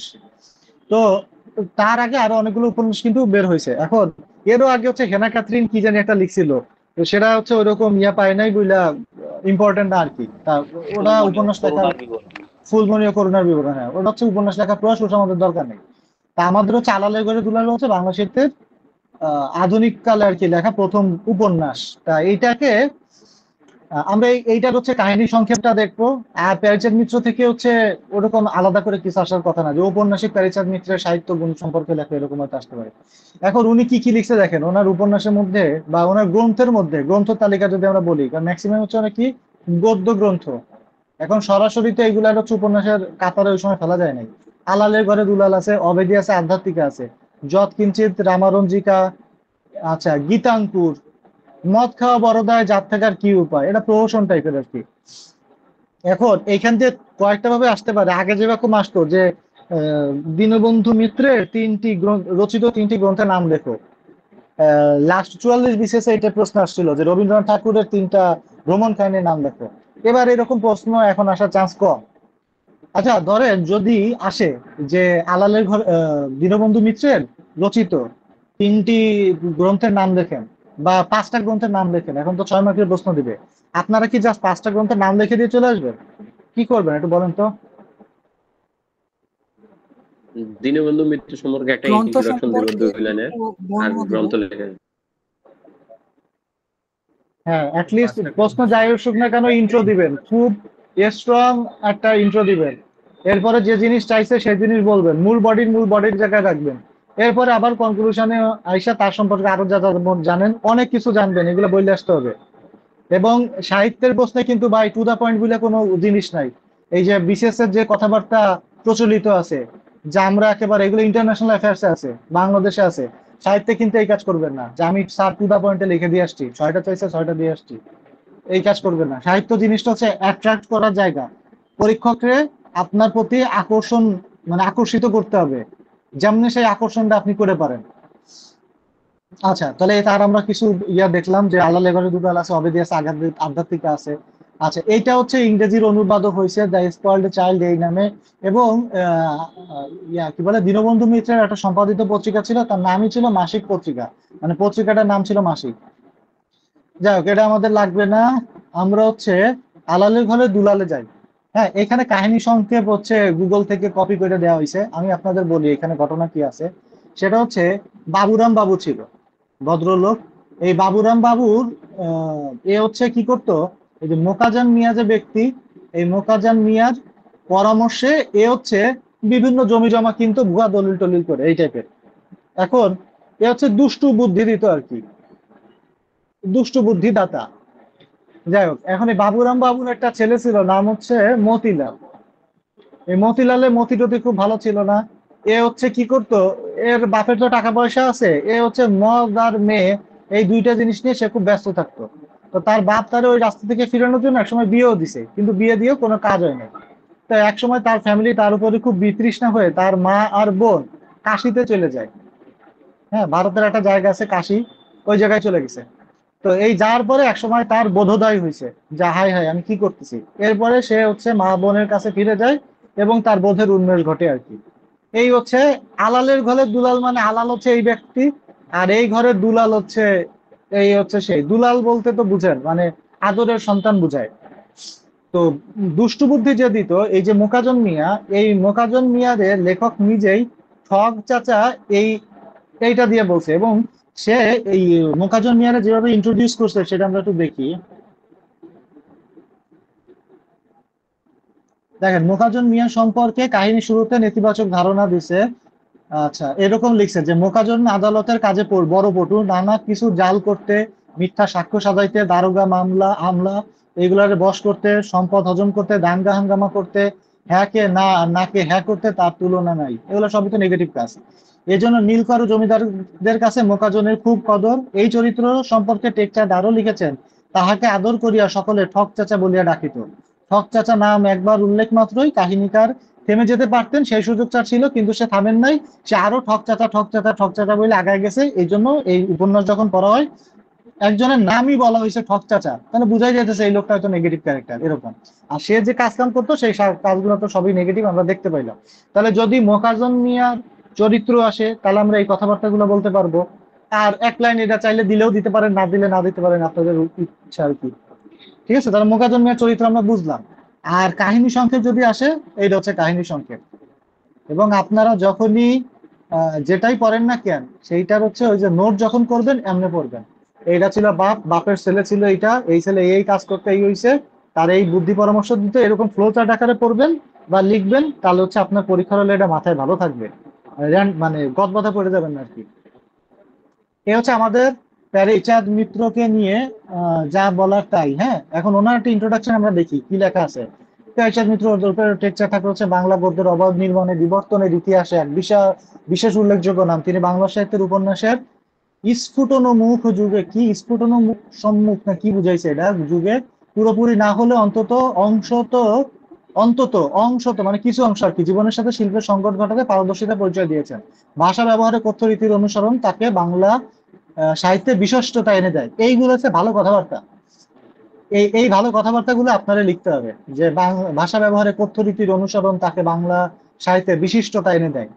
এরকম ভালো কথাবার্তা পড়তে পড়তে পড়তে পড়তে আপনার লেখার মাঝখানে অটোমেটিক আসবে। আর যদি না আসে, কিছু জায়গায় মুখস্থ করবেন যে আচ্ছা ঠিক আছে, আমি এই ধরনের কথা বলবো বা লিখে রাখবেন। ওকে, এই হচ্ছে আমাদের প্যারিচাঁদ মিত্র। আমরা ইন্ট্রোডাকশনের মধ্যে কি ধরনের কথাবার্তা লিখবো বুঝতে পারছেন তো? এই কাহিনী সংক্ষেপ হচ্ছে ডিটেল এইখানে লেখা আছে, আর সামারি তো আমি নিচে আপনাদের হচ্ছে বলে দিলাম। আচ্ছা, এরপরে আমরা পরেরটায় যাই। আমাদের ইম্পর্টেন্ট ব্যক্তি চলে আসছে, ঈশ্বরচন্দ্র বিদ্যাসাগর। আচ্ছা, ঈশ্বরচন্দ্র বিদ্যাসাগর জন্মগ্রহণ করছিলেন 1820 সালে, উনি মারা যায় 1891। আচ্ছা, ঈশ্বরচন্দ্র বিদ্যাসাগরের দেখেন এখানে কি বলা হয়েছে, সুদীর্ঘকালের অশিক্ষা, কুশিক্ষা, কুসংস্কার, অবিদ্যা, কুপমণ্ডূকতার নিগড়ে জিম্মি অসহায় বাঙালি সমাজকে মুক্ত করতে যে কয়জন বাঙালি মনীষী জন্ম নিয়েছিলেন, তাদের মধ্যে ঈশ্বরচন্দ্র বিদ্যাসাগর অদ্বিতীয়। এই মুক্ত করতে যে কয়েকজন বাঙালি মনীষী জন্ম নিয়েছিল, এরকম আরেকজন মনীষীর নাম বলেন তো। রাজা রামমোহন রায়। রামমোহন রায়। রাজা রামমোহন রায় বুঝাই যাইতেছে যে উনি হচ্ছে ওই সময়ের ছিলেন, এবং পরবর্তীতে ওনার নামও আছে। আচ্ছা, অজেয় পৌরুষ আপসীন মনুষ্যত্বে তিনি এক বাঙালি সত্তা। যে অজেয় পৌরুষ আপসীন মনুষ্যত্ব, আচ্ছা এটাকে এইভাবে না লিখে এইভাবে লিখবেন যে অজেয় আপসীন, অজেয় আপসীন মনুষ্যত্ব বলিয়ান, মনুষ্যত্ব বলিয়ান। দেখেন আপনার আহ, যখন এইটারে কি বলে, অ্যাজোনান্স না অ্যালিটারেশন বলে, যে আপনি যখন কোনো কিছু লিখবেন, প্রত্যেকটা ওয়ার্ডের ইনিশিয়াল যে কনসোনেন্ট গুলো আছে ওইটা হচ্ছে সেম থাকবে। এইভাবে যদি লিখতে পারেন যে আমি পরপর কয়েকটা ওয়ার্ডের জাস্ট দিয়ে লিখে দিলাম, এইভাবে যদি লেখার প্র্যাকটিস করেন, ওই লেখা পড়তে খুব আরামপ্রদ হয়। হ্যাঁ, এবং ওই লেখার একটা স্ট্যান্ডার্ড বাইরে যায়। এবং এইটা একটু চেষ্টা করলে লিখতে পারবেন, যে যখন ভূমিকার মধ্যে লিখবেন, বিশেষণ গুলো দিবেন, তখন কাছাকাছি বিশেষণ গুলো সেম লেটার দিয়ে, সেম বর্ণ দিয়ে লিখবেন আর কি। তো তাহলে হচ্ছে ওই লেখার মান বাড়ে। যাই হোক, তারপরে কি বলছে, রাজা রামমোহন রায়কে বাংলা রেনেসার বা নবজাগরণের বরপুত্র বলা হয়। আচ্ছা, আর আচ্ছা, রাজা রামমোহনের বরপুত্র বলা হয়। বিদ্যাসাগরের সামগ্রিক অবদান রাজা রামমোহনের চাইতে গভীর এবং অধিক তাৎপর্যপূর্ণ। মানে রাজা রামমোহনের সাথে তাহলে একটা আমরা তুলনা দেখাইলাম। আচ্ছা, তিনি কি কি করছেন, তিনি হচ্ছে বাংলা লিপি সংস্কার করছেন। আচ্ছা, তার আগে আমার একটু বলেন, ঈশ্বরচন্দ্র বিদ্যাসাগরের একটু কি কি গ্রন্থ তিনি রচনা করছেন, আপনাদের মাথায় কি আছে একটু বলেন তো শুনি। বেদান্ত গ্রন্থ, বেতাল পঞ্চবিংশতি, তারপর হ্যাঁ, হলো তারপর হলো ভুলে গেছি। বেতাল পঞ্চবিংশতি, কালিদাসের একটা প্রভাবতী সম্ভাষণ, প্রভাবতী তারপরে সম্ভাষণ, হচ্ছে প্রভাবতী প্রভাবতী সম্ভাষণ। কালিদাসের যেটা, ব্যাকরণ সেটা হচ্ছে ওই মেয়েটার নামে কৌমুদী, অভিজ্ঞান ব্যাকরণ শকুন্তলমের অভিজ্ঞান শকুন্তলম, শকুন্তলা। শকুন্তলম, ব্যাকরণ কৌমুদী। হ্যাঁ, শকুন্তলা তারপরে হচ্ছে অন্যান্য। ব্যাকরণ হ্যাঁ, কৌমুদী। হ্যাঁ, শকুন্তলা। ব্রাহ্মণ সেবধিকার, ব্রাহ্মণ সেবধিকার মানে রাজা অতি রামমোহনের মনে হয়। অতি আচ্ছা, অল্প যাই হোক। হইল, আরো অতি অল্প হইল। হ্যাঁ, আবার অতি অল্প হইলো। হ্যাঁ, আচ্ছা, অনেকগুলা বলছেন। এখন ওনার দুই দুই টাইপের জিনিস আছে, একটা হচ্ছে অনুবাদ গ্রন্থ, আর একটা হচ্ছে কি মৌলিক গ্রন্থ। তাহলে এখান দিয়ে যদি পরীক্ষায় প্রশ্ন আসে, বলবে কি যে ঈশ্বরচন্দ্র বিদ্যাসাগরের কয়েকটি অনুবাদ গ্রন্থের নাম লেখেন, অথবা আসবে কি ঈশ্বরচন্দ্র বিদ্যাসাগরের কয়েকটি মৌলিক গ্রন্থের নাম লেখেন। এই জিনিসটা আমরা পার্থক্য করে মাথায় রাখবো। আচ্ছা, এরপরে অনুবাদ গ্রন্থ যদি পরীক্ষায় আসে, তাহলে ওই অনুবাদ গ্রন্থটা মানে ওই অনুবাদ গ্রন্থের হচ্ছে আসল রাইটার কে সেটা আমাদের জানা লাগবে। এইরকম আমরা অন্তত পক্ষে 5টার নাম যেন জানি। আগে 3টার নাম বলতে বলতাম, এখন যেহেতু 6 মার্কের প্রশ্ন আসে, 5টা নাম অন্তত পক্ষে মাথায় রাখবেন। কি কি আছে দেখি। বেতাল পঞ্চবিংশতি আছে, এটা আমরা খুব ভালো করে পড়বো। শকুন্তলা আছে, এটা আমরা পড়বো। সীতার বনবাস আছে, এটা পড়লাম। কয়টা হলো? 3টা। তারপর হচ্ছে ভ্রান্তি বিলাস, কমেডি অফ এরর, 4টা। এই 4টা তো আমাদের লাগবেই। বোধোদয় দেখলাম। আর একটা হচ্ছে নীতিবোধ। ধরেন আমরা 5টার নাম মাথায় রাখলাম। এর মধ্যে আমরা এবার একটু ডিটেইলে চিন্তা করব যে কোন জায়গাগুলো আমাদের একটু গল্পর আকারে মানে আমাদের মাথায় রাখতে হবে। এখন যারা বলবো এটা একটু একটু মাথায় রাখেন আর কি। হ্যাঁ, এটা নিয়ে এখানে নোট লেখা নাই। আচ্ছা, পঞ্চবিংশতি যেটা, এইটার যেটা কাহিনী হয়েছে 1847, ঠিক আছে, লালুজি হিন্দি ভাষা, এটা হচ্ছে বেতাল 25-এর অবলম্বনে। এইটুকু আমাদের প্রিলির কথাবার্তা, আমরা এইগুলা জানি। হ্যাঁ, এইখানে একজন ব্যক্তি ছিল, তার নাম হচ্ছে, একটা লোক আছে মারা গেছে, একটা রাজা মারা গেছে, মৃত রাজা। এই মৃত রাজার নাম ছিল হচ্ছে চন্দ্রভানু। মৃত রাজা চন্দ্রভানু। এই চন্দ্রভানু যখন মারা গেছে, এই মারা যাওয়ার পরে তার একটা প্রেতাত্মা হয়েছে। ওই যে প্রেতাত্মা, ওই প্রেতাত্মার নাম হচ্ছে বেতাল। এখন এই বেতাল, এই একটা ব্যক্তি, এই ব্যক্তির হচ্ছে স্কন্ধে, স্কন্ধ মানে কি? কাঁধ, ঘাড়। ওই স্কন্ধ হচ্ছে ভর করছে। তাহলে মৃত রাজা চন্দ্রবর্মর প্রেতাত্মা, প্রেতাত্মার নাম হচ্ছে বেতাল। সে হচ্ছে, এই ব্যক্তির নাম হলো রাজা বিক্রমাদিত্য। রাজা বিক্রমাদিত্য। এই বিক্রমাদিত্যের হচ্ছে স্কন্ধে ভর করে। এই ভর করে সে হচ্ছে অনেকগুলা গল্প শোনায়। এই বেতাল অনেকগুলো গল্প বলে। এই যে গল্পগুলা বলে, এই গল্পগুলো সব হচ্ছে প্রাচীন রাজকাহিনী। হ্যাঁ, এখানে কতগুলো ব্রাহ্মণ চরিত্রের কথা আছে, বাস্তব আছে, কল্পনা আছে, বিভিন্ন কিছু আছে। এই যে গল্পগুলা শোনায়, এই গল্পগুলাই একসাথে হচ্ছে বেতাল পঞ্চবিংশতি নামে প্রকাশিত করে। পঞ্চবিংশতিটা কেন হয়েছে? এখানে 25টা উপাখ্যান আছে। 25টা উপাখ্যান, এই 25টা উপাখ্যানের মাধ্যমে তিনি এটা লিখছে। এখন এই জিনিসের আপনারা সবাই পড়ছেন যে ঈশ্বরচন্দ্র বিদ্যাসাগর হচ্ছে জ্যোতিচিহ্নের প্রবর্তক। তার জ্যোতিচিহ্নের প্রবর্তন ঘটাইছিল কোন ইয়েতে, কোন রচনায়, মানে কোন গ্রন্থে? বেতাল পঞ্চবিংশতি। বেতাল। হ্যাঁ, কিন্তু বেতালে, বেতালে কিন্তু প্রথমটাতে সে দেয় নাই। সে হচ্ছে এটার সংস্করণ, দশম যে সংস্করণ, সেই দশম সংস্করণে আইসা সে সর্বপ্রথম সার্থকভাবে হচ্ছে আপনার জ্যোতিচিহ্নের সফল প্রয়োগ ঘটান। দশম সংস্করণে জ্যোতিচিহ্নের সফল প্রয়োগ ঘটান। জ্যোতিচিহ্নের সফল প্রয়োগ একটু ডিফারেন্ট হওয়ার চেষ্টা করবেন। সবাই বলবে যে বেতাল পঞ্চবিংশতিতে এসে জ্যোতিচিহ্নের প্রয়োগ ঘটাইছে, আপনি একটু কষ্ট করে বলবেন সে দশম সংস্করণে এসে এইটা সে করছে। ঠিক আছে, এবং যখন সে জ্যোতিচিহ্ন প্রকাশ ঘটাইলো, স্বাভাবিকভাবে তখন কি হয়েছে, বাংলা সাহিত্য মানে এটারে কি বলে, আধুনিক যুগের একটা অন্যরকম সূচনা হয়েছে। গদ্য পড়াটা অনেক বেশি ইজি হয়ে গেছে। হ্যাঁ, এর আগে কবিতা পড়াটা এরকম টাফ ছিল। যাক, এটা অন্য ইস্যু। আচ্ছা, তাহলে বেতাল পঞ্চবিংশতি রিলেটেড যদি কথাবার্তা আসে, তাহলে আমরা হচ্ছে এটুকু বলতে পারলেই হবে যে মৃত রাজা চন্দ্রভানু, তার প্রেতাত্মা ছিল বেতাল। সে হচ্ছে রাজা বিক্রমাদিত্যের স্কন্ধে ভর কইরা বেতাল যেসব উপাখ্যান শুনাইছে, গল্প শুনাইছে, সেটা হচ্ছে বেতাল পঞ্চবিংশতি, যার দশম সংস্করণে ঈশ্বরচন্দ্র বিদ্যাসাগর জ্যোতিচিহ্নের সফল প্রয়োগ ঘটান।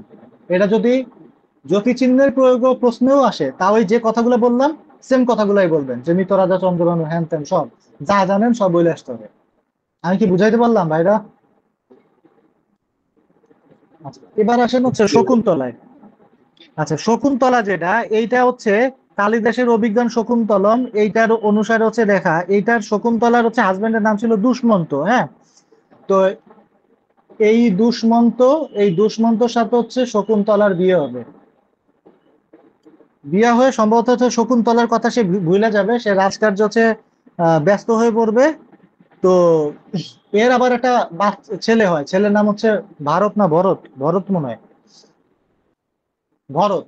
এই ভরত হচ্ছে তার একটা সন্তান হবে। তো সেই স্ত্রী সন্তানের কথা হচ্ছে ভুলে যায়, যে তার একটা ছেলে ওর কথা এসব সে মনে রাখে না। তো এক সময় হচ্ছে এরা ওর কাছে ফিরে আসে, তার মানে স্ত্রী সন্তানের ইয়ে চায় যে আমার দেশে অধিকার দাও, এবং ভরতরে সে হচ্ছে নিজের উত্তরাধিকারী হিসেবে স্বীকৃতি দেয়। এই হচ্ছে আপনার শকুন্তলা। তো এইখানে একটা ব্যাপার আছে, সেটা হচ্ছে মনোযোগ দিয়ে শুনেন। এই দুষ্মন্ত হচ্ছে শকুন্তলারে কি করছে, ভুলে গেছে না? তার মানে শকুন্তলা বিরক্ত হয়ে দুষ্মন্তের প্রতি অনেক কথা বলছে। তো এইটা হচ্ছে একটা খুব ইম্পর্টেন্ট মানে কি বলে জায়গা আর কি। এখন এই যে দুষ্মন্ত শকুন্তলা, এই এই কাহিনীটা আমরা কোথায় পাইলাম? ঈশ্বরচন্দ্র বিদ্যাসাগরের শকুন্তলার মধ্যে।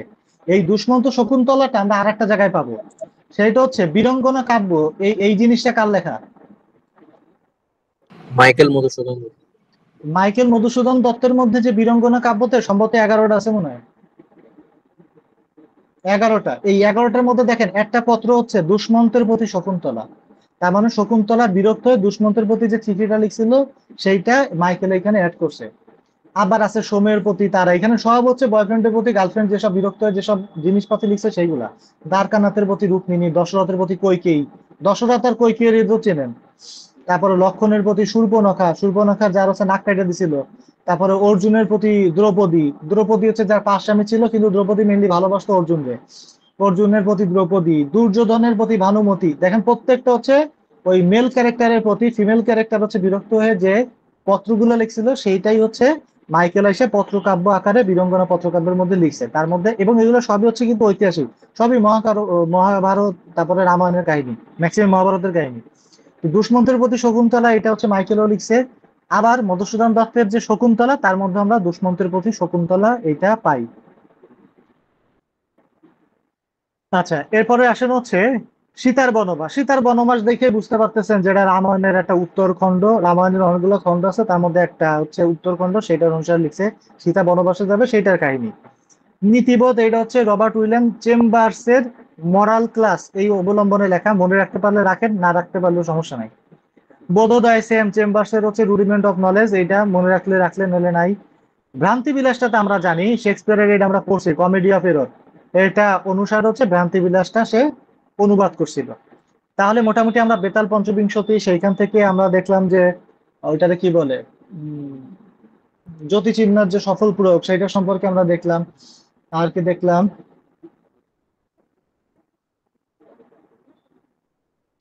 আচ্ছা আমি তো এটা চেক করি নাই, নগরের লোকের সব করে না। যাবে আপু, যে জানান ফাইজাবু যেটা লিখছেন ঠিক আছে, দেখা যাবে। যদি কোনো কবিতার লাইন আগে থাকতে মাথায় থাকে সেটা মাথায় রাখবেন, লিখে দিবেন, কোনো সমস্যা নেই। আচ্ছা, তাহলে যেটা বলতেছিলাম, তাহলে এখানে আমরা কি দেখলাম, তার অনুবাদ গ্রন্থগুলা কি কি। এরপর হচ্ছে তার জ্যোতিচিহ্নের যে জ্যোতিচিহ্নের প্রবর্তনে, জ্যোতিচিহ্ন প্রবর্তনে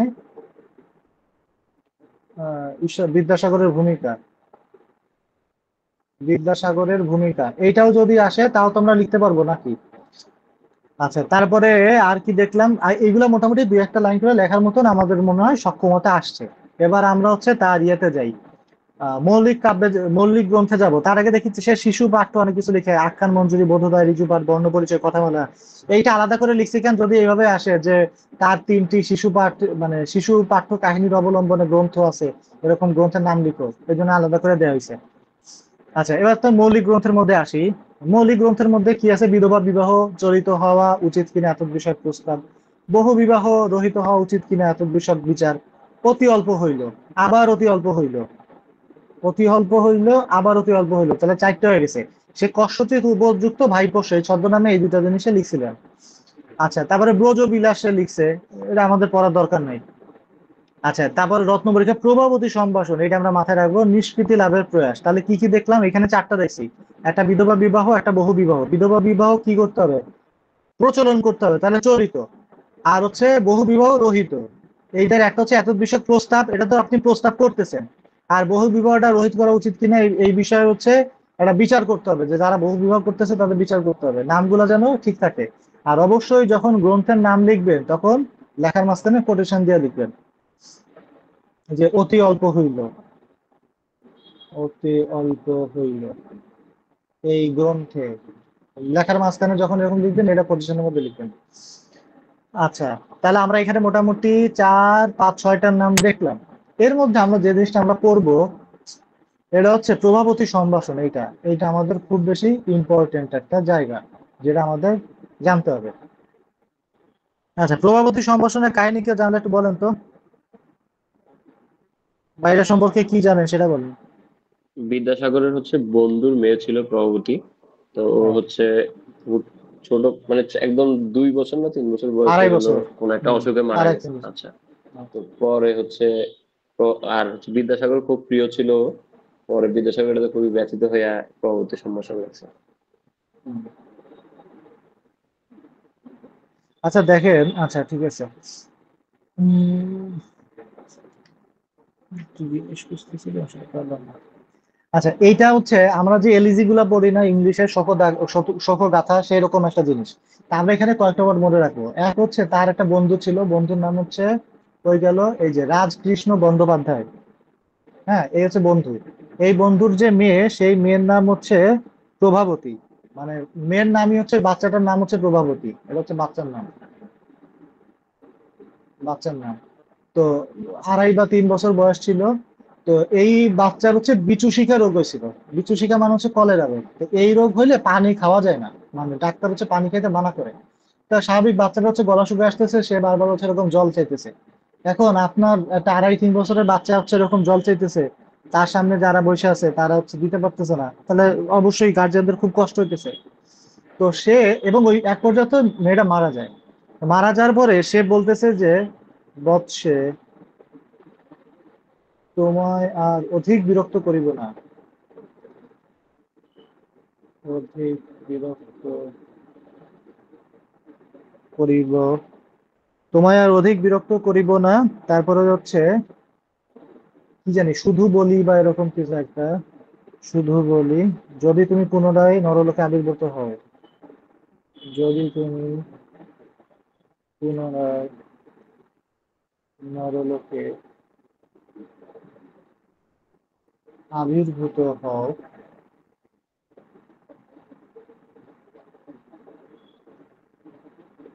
দোহাই ধর্মে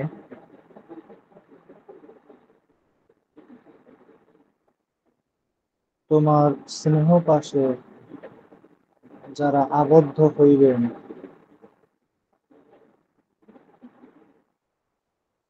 আবদ্ধ হইবেন আমাদের মতো অবিরত দুঃসহ শোক দহনে দগ্ধ হইয়া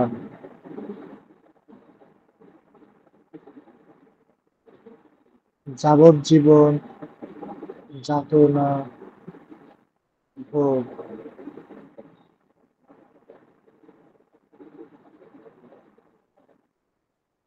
করানো থেকে বিরত রাখিও,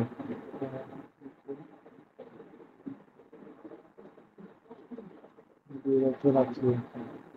আমার যদি মনে পড়ে সে এইরকম লাইন লিখছিল যে বৎসে তোমার আর অধিক বিরক্ত করিব না, শুধু বলি যদি তুমি পুনরায় নরলোকে আবির্ভূত হও, তোমার যদি পুনর্জন্ম ঘটে আর কি, ধর্মের দোহাই তোমার শ্রীনিবাসে যারা আবদ্ধ হইবেন আমাদের মতো অবিরত দুঃসহ শোকদহনে দগ্ধ হইয়া তারা যেন, মানে যাবজ্জীবন তাদের যাতনা ভোগ করানো থেকে তুমি বিরত রাখো, তাদের এরকম কষ্ট দিও না। মানে খুব কষ্ট থেকে সে হচ্ছে এই কথাগুলো লিখছে। হ্যাঁ, এটা আমি সুযোগ পাইলে পরীক্ষার খাতায় লিখে দিয়ে আসতাম। এইখানে একটা সে লিখছে সাধু ভাষায়, লিখতে গেলে একদম হচ্ছে কোটেশন যখন লিখবেন নিয়ম হচ্ছে টু দা পয়েন্টের লেখা, কিন্তু এটা সবসময় সম্ভব হয় না।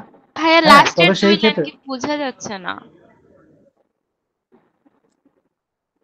যাবজ্জীবন যাতনা ভোগ করানো থেকে বিরত রাখিও। তার আগের লাইন আমাদের মতো। হ্যাঁ, আমাদের মতো অবিরত, আমাদের মতো অবিরত দুঃসহ শোকদহনে দগ্ধ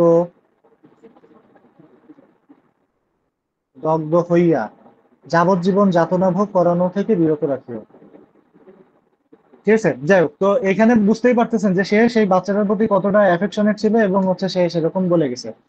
যদি কোনো কারণে প্রভাবতী সম্ভাষণ আসে, এইটা পড়ে যেটা বুঝছেন, আহ এই বইটা আমি ওই সময় হচ্ছে পড়ে ওই ওই লাইনটা ওরকম ইয়ে করে রাখছিলাম, কয়েকবার পড়ছিলাম, মাথার মধ্যে ছিল, আসলে এটা লিখে দিব এইভাবে। তা এই যেটা বলতেছিলাম আর কি, এটা ইম্পর্টেন্ট না, ইম্পর্টেন্ট কথা শুনেন। সেটা হচ্ছে যখন কোটেশন দিয়ে লিখবেন নিয়ম হচ্ছে হুবহু লেখা। এখন আপনি এরকম উপন্যাসের বা গদ্য গ্রন্থের হুবহু লিখতে পারবেন না, এটাই স্বাভাবিক। আর যখন আমি খাতা দেখতে বসবো, আমারও সময় নেই এই জিনিস হচ্ছে হুবহু আপনারা মিলাই দেখার। সুতরাং সেন্স ঠিক থাকে, এইভাবে ইয়ে করে যতদূর সম্ভব ঠিক রাখার মতো করে লিখে দিবেন আর কি, যদি লেখার ইচ্ছা হয় বা জানা থাকে। তবে কবিতার ক্ষেত্রে কবিতাটা হচ্ছে হুবহু লেখার চেষ্টা করবেন। এই হচ্ছে প্রভাবতী সম্ভাষণ। তাহলে আমরা হচ্ছে মাইকেলের সরি ঈশ্বরচন্দ্র বিদ্যাসাগরের একটা মৌলিক গ্রন্থের দেখলাম, ডিটেল দেখলাম, আর হচ্ছে তার মৌলিক গ্রন্থ দেখলাম, অনুবাদ গ্রন্থগুলো দেখলাম। আচ্ছা, সে তো আরো অনেক কাজ করছে, সমাজ সংস্কারক হিসেবে তার ভূমিকা আছে।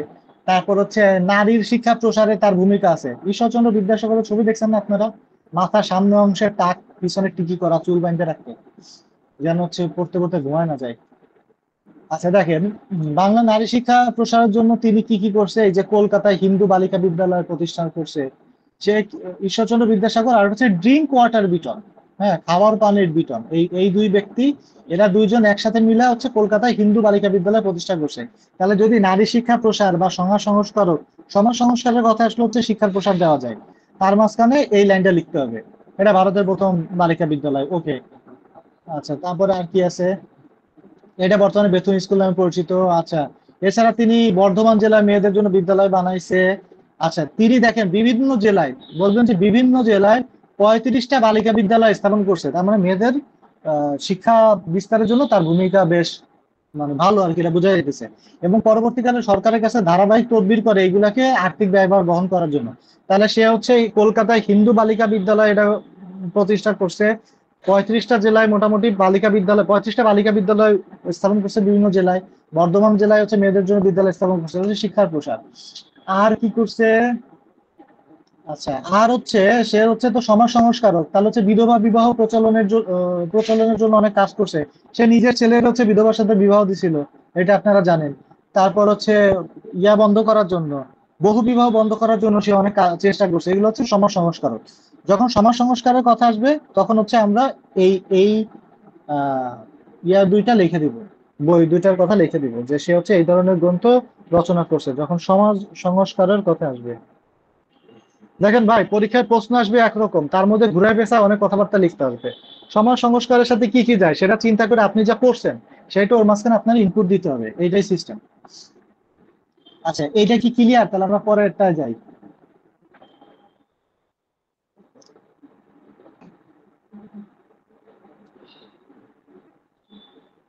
আমরা মোটামুটি তিনটা পড়ছি।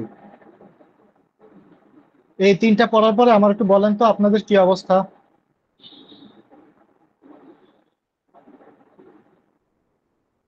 আপনারা যে তিনজনকে নিয়ে এতক্ষণ কথাবার্তা শুনলেন বা দেখলেন, ওনাদের কি চেনা গেছে?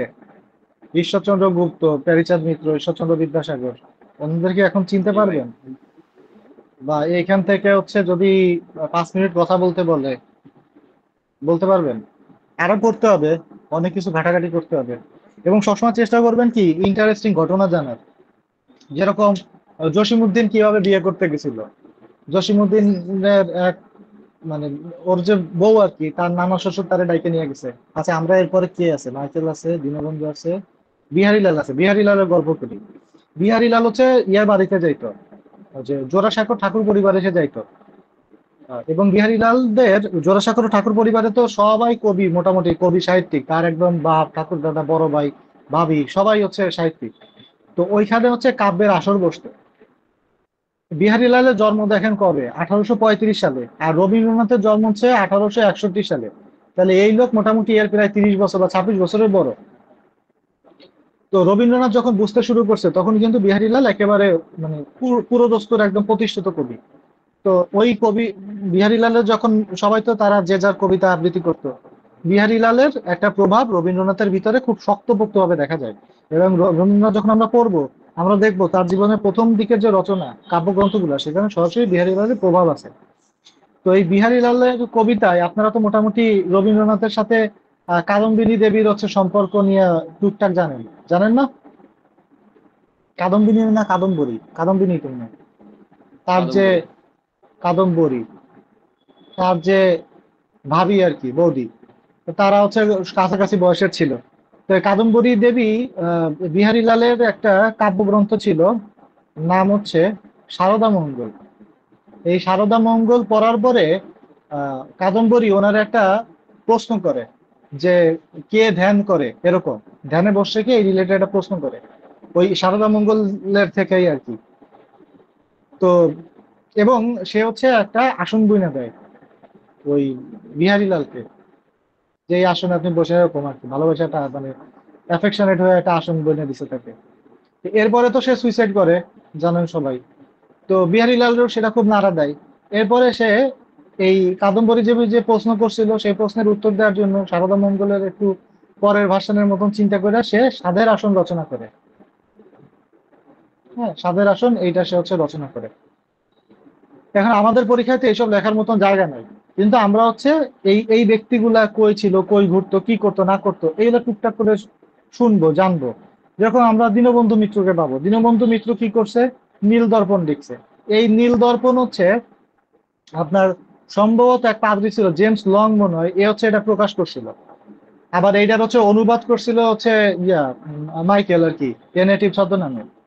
তো সেইটা যখন ইংরেজদের হাতে পড়ে তখন এটা বিচার কার্য হয়, যে এটা বিচার করতে হবে। ইন্ডিগো মিরর ইয়াতে এটা রচনা করছে, অনুবাদ করছে। ইংরেজরা পড়ে খুব বিরক্ত হয়েছে, বিরক্ত সবকটা ডাকছে, ডাইকা কি করছে, জরিমানা করছে 1000 টাকা। হ্যাঁ, এখন ওই সময় একজন ব্যক্তি ছিল ওইখানে উপস্থিত ছিল, তার নাম ছিল কালী প্রসন্ন সিংহ। কালী প্রসন্ন সিংহের একটা গ্রন্থের নাম বলেন তো। তো কালী প্রসন্ন সিংহ কি বললো, যে ঠিক আছে 1000 টাকা জরিমানা করছে, প্রথম পেঁচার নগদে। নকশা। হ্যাঁ, হুতুম প্যাচার নকশা। তো সে হচ্ছে ইনস্ট্যান্ট ওই 1000 টাকা ওইখানে শোধ করে দেয়। তা ওই যুগে স্বাভাবিক বুঝতেছেন 1000 টাকার মূল্যবান কত। এখন এইগুলো হচ্ছে বিচ্ছিন্ন ঘটনা, কিন্তু এই বিচ্ছিন্ন ঘটনাগুলা আপনারা যখন হচ্ছে অবসর সময় থাকবেন, যে আচ্ছা ঠিক আছে আজকে বিহারীলাল পড়ছি, দীনবন্ধু পড়ছি, দীনবন্ধুরে নিয়ে একটু ঘাটিত, দীনবন্ধুরে নিয়ে মজার ঘটনা কি আছে, এই জিনিসগুলা ঘাটতে ঘাটতে ঘাটতে ঘাটতে আপনি ওই ব্যক্তিটার সম্পর্কে আপনার মনে একটা মানে ইমেজ ক্রিয়েট হবে। এই ইমেজ ক্রিয়েট করাটা খুব বেশি ইম্পর্টেন্ট। এইটা আসলে আমার 1 ঘন্টার ক্লাসে 6জনকে পড়াইয়া ইমেজ ক্রিয়েট করানোটা খুবই কঠিন। এবং এই আমরা এই যে পড়তে পড়তে যে সামনে আগাইতেছি, এর ইচ অ্যান্ড এভরি বডিরে নিয়ে ধরেন যদি শুধু বিহারীলাল বলি তাহলে বিহারীলাল বলাটা ঠিক হবে না, ধরেন জীবনানন্দ বললে ঠিক হবে। জীবনানন্দরে নিয়ে আমি মনে হয় এই জীবনে আর একজন ব্যক্তির সাথে আলোচনা করছি, সেই আলোচনার সময় 100 ঘন্টার উপরে হবে, 100 ঘন্টা প্লাস হবে। আবার ধরেন হচ্ছে বঙ্কিম, এরকম বঙ্কিম নিয়ে আলোচনা করছি, তাও এরকম 100 ঘন্টার কাছাকাছি হবে। কারণ মাসের পর মাস আমি 3-4 ঘন্টা ধরে এক এক রাইটারে ধরে আমরা হচ্ছে আলোচনা করছি, প্রায় 1.5-2 বছর ধরে। আমরা যে কত কবি সাহিত্যিক নিয়ে কি কি আলাপ আলোচনা করছি আমরা নিজেরাও জানি না।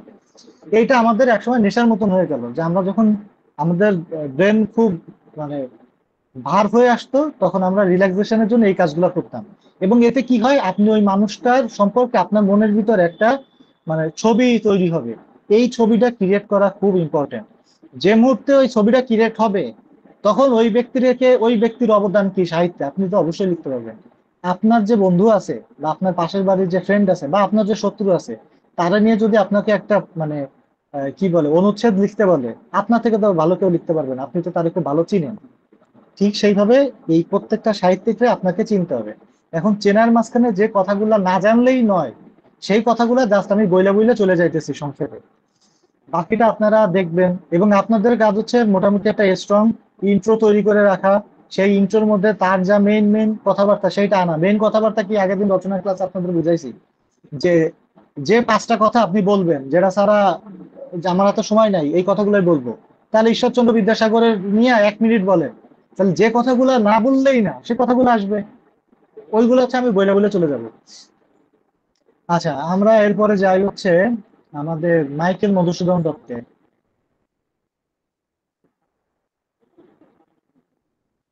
আচ্ছা, মাইকেল মধুসূদন দত্ত 1824 সালে জন্মগ্রহণ করছে। এতক্ষণ পর্যন্ত আমরা দেখছি 1812 সালে গুপ্ত জন্মাইছে, 1814 সালে দীনবন্ধু মিত্র, 1820 সাল হচ্ছে ঈশ্বরচন্দ্র বিদ্যাসাগর, এবার 1824-এ আসলাম মাইকেল মধুসূদন দত্ত। তো মোটামুটি 30 সাল পর্যন্ত আমাদের শেষ এই 4 জনে। কে কে আছে? মাইকেল মধুসূদন দত্ত হচ্ছে আধুনিক বাংলা সাহিত্যের অন্যতম প্রাণ পুরুষ। সাহিত্য রচনার প্রথম ক্ষেত্রে যদিও তিনি বাংলা ভাষাকে অত্যন্ত ঘৃণা করতেন, তথাপি দ্য ক্যাপটিভ লেডি জনপ্রিয়তা না পাওয়ার পরে বাংলা সাহিত্য রচনায় আত্মনিয়োগ করেন।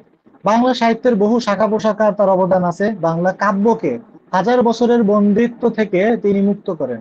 অমৃতাক্ষর ছন্দের মাধ্যমে কাব্যাঙ্গনের স্বাধীনতার স্বাদ উপহার দেন। বাংলা সাহিত্যের অঙ্গনে সনেট বা চতুর্দশপদী কবিতা তার অন্যতম বলিষ্ঠ সংযোজন। এছাড়া মহাকাব্য, নাটক, পত্রকাব্য, গদ্য, প্রহসন ইত্যাদি উল্লেখযোগ্য। কি বানাচ্ছে? এখন দেখেন এইখানে ভূমিকার মধ্যে কি কি আসছে। মাইকেল মধুসূদন দত্ত সাহিত্যের যেসব জায়গায় বিচরণ করছে তার সব কথাবার্তা কিন্তু এখানে চলে আসছে। সে অমৃতাক্ষর ছন্দের প্রবর্তক করছে, সে মহাকাব্য লিখছে, শুরুর দিকে ক্যাপটিভ লেডি লেখা, সে হচ্ছে জনপ্রিয়তা পায়নি, পরে বাংলায় লিখছে। সে হচ্ছে কি বলছে, মহাকাব্য লিখছে, নাটক লিখছে, নাটক নিয়ে আরো তো এখানে কথাবার্তা লেখার সুযোগ আছে, পত্রকাব্য লিখছে, প্রহসন লিখছে, নাটক নিয়ে অনেক কথাবার্তা লেখার সুযোগ আছে, সনেট নিয়ে অনেক কথাবার্তা লেখার সুযোগ আছে।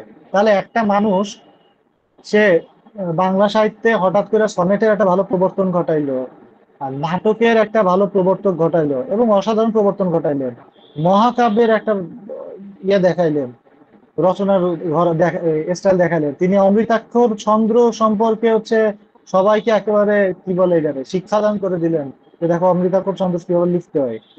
তার তো ইংরেজি লেখা আছেই। তার মানে তার যেসব জায়গায় সাহিত্যের বিচরণ আছে সেই জিনিসগুলা আমরা সংক্ষেপে ভূমিকার মধ্যে লিখবো। এখন এই ভূমিকা যদি আপনারা সবাই লিখেন তাহলে তো হবে না। এইভাবে এটা একটা ফরম্যাট, আপনারা যে যার মতন একটা জিনিস নিজের মতো করে 2-4 লাইনে ইয়ে করে রাখবেন আর কি, সাজায় রাখবেন। আচ্ছা, তার নাটক ও প্রহসন গুলা কি কি? শর্মিষ্ঠা হচ্ছে তার নাটক, 1859 হয়েছে। এইটা বাংলা সাহিত্যের প্রথম কি,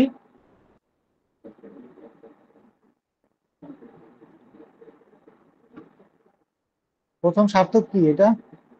সার্থক নাটক। শর্মিষ্ঠা শুধু নাটক। প্রথম সার্থক নাটক, হ্যাঁ। তারপরে পদ্মাবতী, সার্থক প্রহসন, কমেডি নাটক। Comedy comedy. আর কৃষ্ণকুমার কৃষ্ণকুমারী হচ্ছে ট্র্যাজেডি। ট্র্যাজেডি। ট্র্যাজেডি মনে রাখবেন, কৃষ্ণকুমারী হচ্ছে রাধা কৃষ্ণের প্রেম কাহিনী, তাহলে হচ্ছে এখানে ট্র্যাজেডি হবে স্বাভাবিক। আর কমেডি নাটকটারে বাংলায় আবার হচ্ছে এইটারে ট্র্যাজেডি বলে তো বিয়োগান্তক, তো ওইটারে আবার যোগান্তক না, তো ওইটারে বলে হচ্ছে কি জানি হাস্য রসাত্মক দিয়ে মিলনাত্মক। হ্যাঁ, মিলনাত্মক আর হচ্ছে বিয়োগাত্মক। তা আমরা কমেডি ভাবে ইয়ে করতে পারি, সমস্যা নেই। এছাড়া তার শেষ মৃত্যুর পরে প্রকাশিত হয়েছিল মায়াকানন। এই 4টা হচ্ছে তার নাটক। তার প্রহসন আছে, প্রহসন গুলা কই? প্রহসন এখানে লিখি নাই। আচ্ছা, তার প্রহসন কি? প্রহসন হচ্ছে বুড়ো শালিকের ঘাড়ে রোদ। বুড়ো শালিকের ঘাড়ে রোদ, খুবই সুন্দর একটা প্রহসন। আর একটা হচ্ছে একেই কি বলে সভ্যতা, তাই তো নাকি? বুড়ো শালিকের ঘাড়ে রোদ, একেই কি বলে সভ্যতা, আর কিছু আছে ঠিক নাকি? আছে, ঠিক আছে। আচ্ছা, বুড়ো শালিকের ঘাড়ে রোদ এটা নিয়ে কিছু না বললে আমার ভালো লাগবে না, এটা নিয়ে আমি আগে বলি। শর্মিষ্ঠা, পদ্মাবতী, তিলোত্তমা, মেঘনা, তো সুন্দর। বুড়ো শালিকের ঘাড়ে রোদ নিয়ে এখানে কিছু লেখা নেই। পাহাড়ে লেখা আছে। আচ্ছা, এখানে আগে হচ্ছে বুড়ো শালিকের ঘাড়ে রোদ নিয়ে বলি। বুড়ো শালিকের ঘাড়ে রোদ এইটার হচ্ছে প্রথম নাম ছিল হচ্ছে ভগ্ন শিব মন্দির। ভগ্ন শিব মন্দির। ঘটনা হয়েছে শিব মন্দির, এইখানে একজন, এই বুড়ো শালিকের ঘাড়ের মধ্যে একজন ব্যক্তি থাকে, তার নাম হচ্ছে জমিদার ভক্তপ্রসাদ। ভক্তপ্রসাদ, জমিদার ভক্তপ্রসাদ। কি যে লিখতেছি বুঝতেছি। ভক্তপ্রসাদ। তো এ এ হচ্ছে কি হয়েছে, আপনার ওই যে হিন্দু ব্রাহ্মণ আর কি, তো সে হচ্ছে মুসলমানদের মানে এইখানে ওই সময় কিরকম ছিল জানেন? ধরেন কলসে করে পানি উঠাইতে গেছে, এখন যার পথে ওই রোদে তার ছায়া পড়ছে, মানে ওই যে ব্যক্তি হাইটে যাইতেছে জল নিয়ে, সেই ছায়া মারায় কোনো মুসলমান লোক হাইটে গেলে ওই জল ফেলায় তারা নতুন করে জল নিয়ে আসতো। মানে তারা এতটাই হচ্ছে গোঁড়া ব্রাহ্মণ ছিল। এবং কোনো মানে অন্য ধর্মের মানে মুসলমানদের তারা হচ্ছে স্পর্শ তো খাইতোই না, স্পর্শ হলে তারা আবার হচ্ছে স্নান করে আসতো, এরকম দিনে 10 বার স্নান করতে, এরকম একটা ব্যাপার ছিল। তাহলে বুঝাইতেছে যে সে খুবই গোঁড়া মানে ব্রাহ্মণ ছিল আর কি। এখন এই ভদ্রলোকই আবার আর একজন মুসলিম ব্যক্তির স্ত্রীর প্রতি তার আবার হচ্ছে লোভাতুর দৃষ্টি ছিল। হ্যাঁ, সেই লোকের নাম কি? কোথায় সেই লোকের নাম? আচ্ছা যাই, মনে পড়ে বলতেছি। তো সেই স্ত্রীর প্রতি হচ্ছে তার হচ্ছে হানিফ ছিল ওরকম মনে হয়। হানিফের বউ, হ্যাঁ হানিফা, হানিফা নাকি হানিফের বউ ফাতিমা। ওই জামাইয়ের নাম ছিল হানিফ হানিফের আর বউ ওই ফাতিমা। ফাতিমা। এই ফাতিমার প্রতি, এই যে হানিফের স্ত্রী ফাতিমা, এই হানিফের স্ত্রী ফাতিমার প্রতি তার আবার লোভাতুর দৃষ্টি ছিল। এখন কিছু পোলাপান ছিল, পোংটা পোলাপান, এই পোংটা পোলাপান গুলোর নাম হচ্ছে গদাধর, তারপরে ছিল পুটি, আর ছিল ভোগী। এরা করছে কি, এরা ফাতিমারে বুঝাইছে তুমি ওরে বলবা কি যে তুমি আসো ওই ভাঙা শিব মন্দিরে আসো, রাত্রে দেখা করি। ওইভাবে ওরা ডাকছে। তখন এরা হচ্ছে লুকায় ছিল, লুকায় থেকে এই বুড়ো যখন আইছে তখন বুড়োরে ইচ্ছা মতন হচ্ছে পিটানি দিছে। হ্যাঁ, এইটা হচ্ছে মোটামুটি এটার কাহিনী। হ্যাঁ, এখন এইখানে দেখেন তিনি খুব সুন্দর একটা কবিতা লিখছে। বাইরে ছিল সাধুর আকার,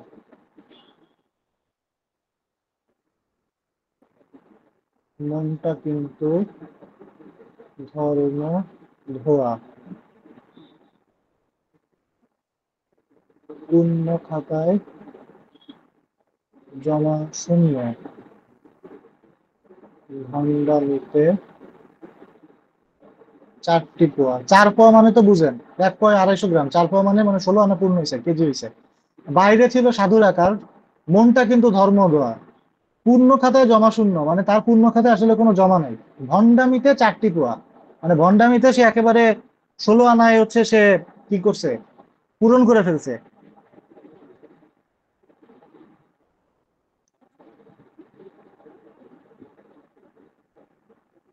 শিক্ষা দিলে কিলের চোটে হাড় গুড়িয়ে প্রয়োগ নেওয়া,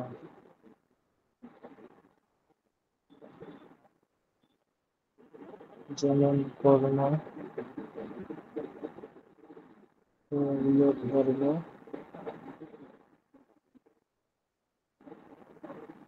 আচ্ছা, ওইখানে শালিক বাহন সম্ভবত দন্তস্ব,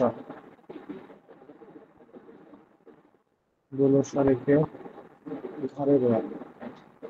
আমি এই 4 লাইন হচ্ছে লিখতাম যদি পরীক্ষায় আসতো আর কি। বাইরে ছিল সাধু ডাকার, মনটা কিন্তু ধর্ম ধোয়া, পূর্ণ খাতায় জমা শূন্য, ভণ্ডামিতে 4টি পোয়া। একদম এই জমিদার ভক্তপ্রসাদের যে চরিত্র কি সেটা বোঝানোর জন্য পারফেক্ট এই 4 লাইন। আর মিলানোর জন্য যে শিক্ষা দিলে কিলের চোটে হাড় গুড়িয়ে ক্ষয়ের মোয়া, যেমন কর্ম ফলল ধর্ম, বুড়ো শালিকের ঘাড়ে রোয়া। বুড়ো শালিকের ঘাড়ে রোয়া জিনিসটা মানে বুঝেন, শালিক পাখি যখন হচ্ছে বুড়ো হয় তখন ওর এই কাঁধের কাছে একটা আলাদা সুন্দর একটা রেখা পড়ে বুড়ো বেলায়। হ্যাঁ, ওই যে ওই ঘাড়ে যে রোটা পড়ে, ওই রোটারেই বলতেছে যে মানে এ তো বুড়ো বয়সে পড়ছে। এখন ওই ভক্তপ্রসাদের সাথে বুঝাইছে কেন যে বুড়ো বয়সে ওর একটা ভীমরতি হয়েছে, সেই জন্য হচ্ছে ওই শালিকের সাথে তুলনা করে যে বুড়ো শালিকের ঘাড়ে যে রো হয়েছে, ওই বুড়োর মাথায় হচ্ছে এরকম ভূত চাপছে বুড়ো বয়সে এসে, সেই জন্য হচ্ছে এরকম নামকরণ করা। এই হচ্ছে বুড়ো শালিকের ঘাড়ে রো এই প্রহসনের আহ কি বলে কাহিনী সংক্ষেপ। আর একে কি বলে ভাই সভ্যতা, এটা হ্যাঁ। এটার এটা সবচেয়ে মজার ব্যাপারটা হলো যে ওইটা যে ভগ্ন শিব মন্দিরে দেখা করার কথা বলছিল তখন ওর ওর হইলো সেক্রেটারি ওরে বলতেছিল ভাই মন্দিরে কেন, তখন হ্যাঁ, ও বলতেছিল যে ভগ্ন মন্দিরই তো, এটা তো তো আর শিব আসল থাকে না। মন্দির না।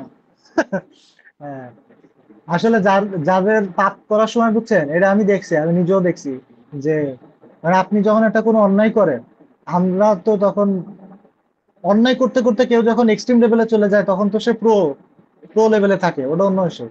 যারা সদ্য অন্যায় করতেছে আর কি, তারা এটারে জাস্টিফাই করার চেষ্টা করে, খুবই জাস্টিফিকেশন দেয় যে এমনি না, এমনি এমনি এমনি এইটা হয়েছে। এটা আসলে মানুষের একটা স্বভাবগত ইয়া।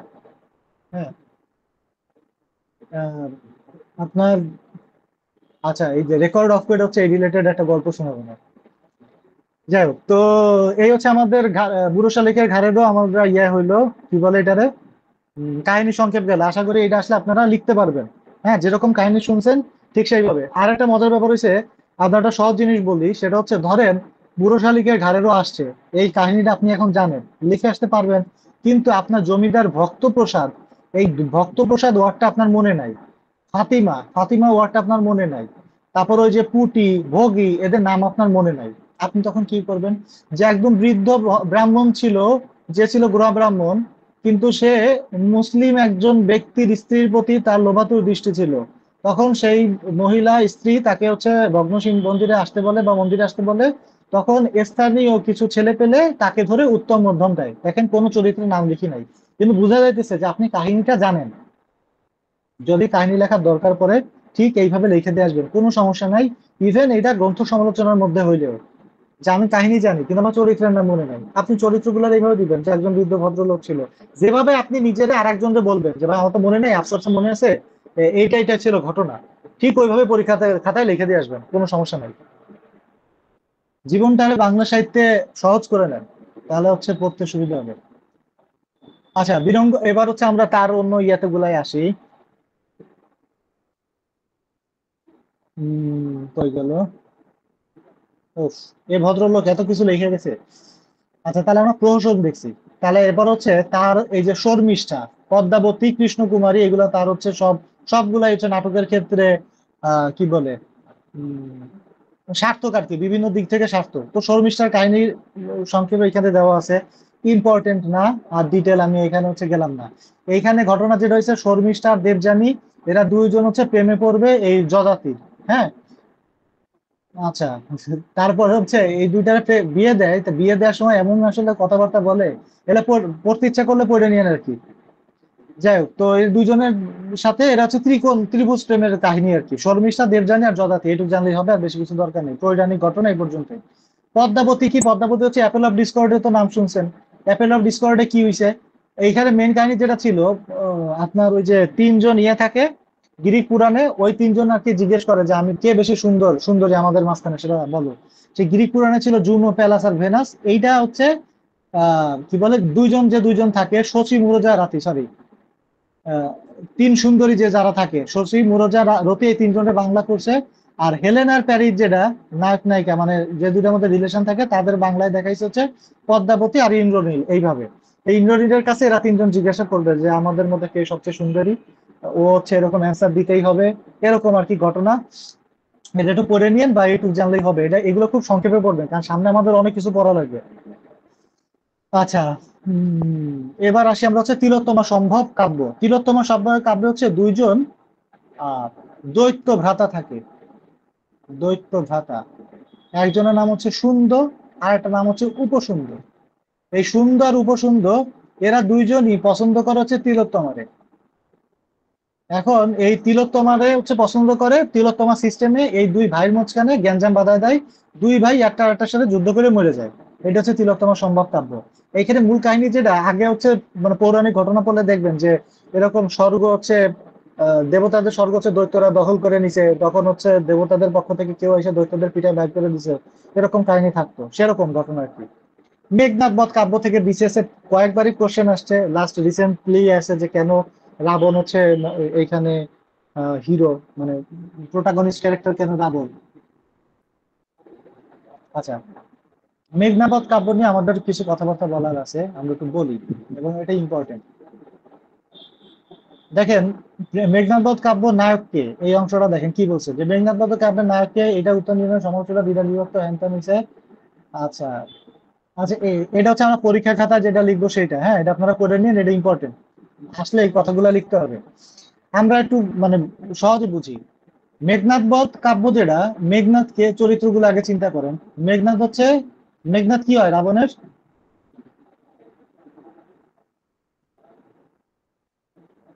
মেঘনাদ রাবণের কি হয়? ভাই ভাই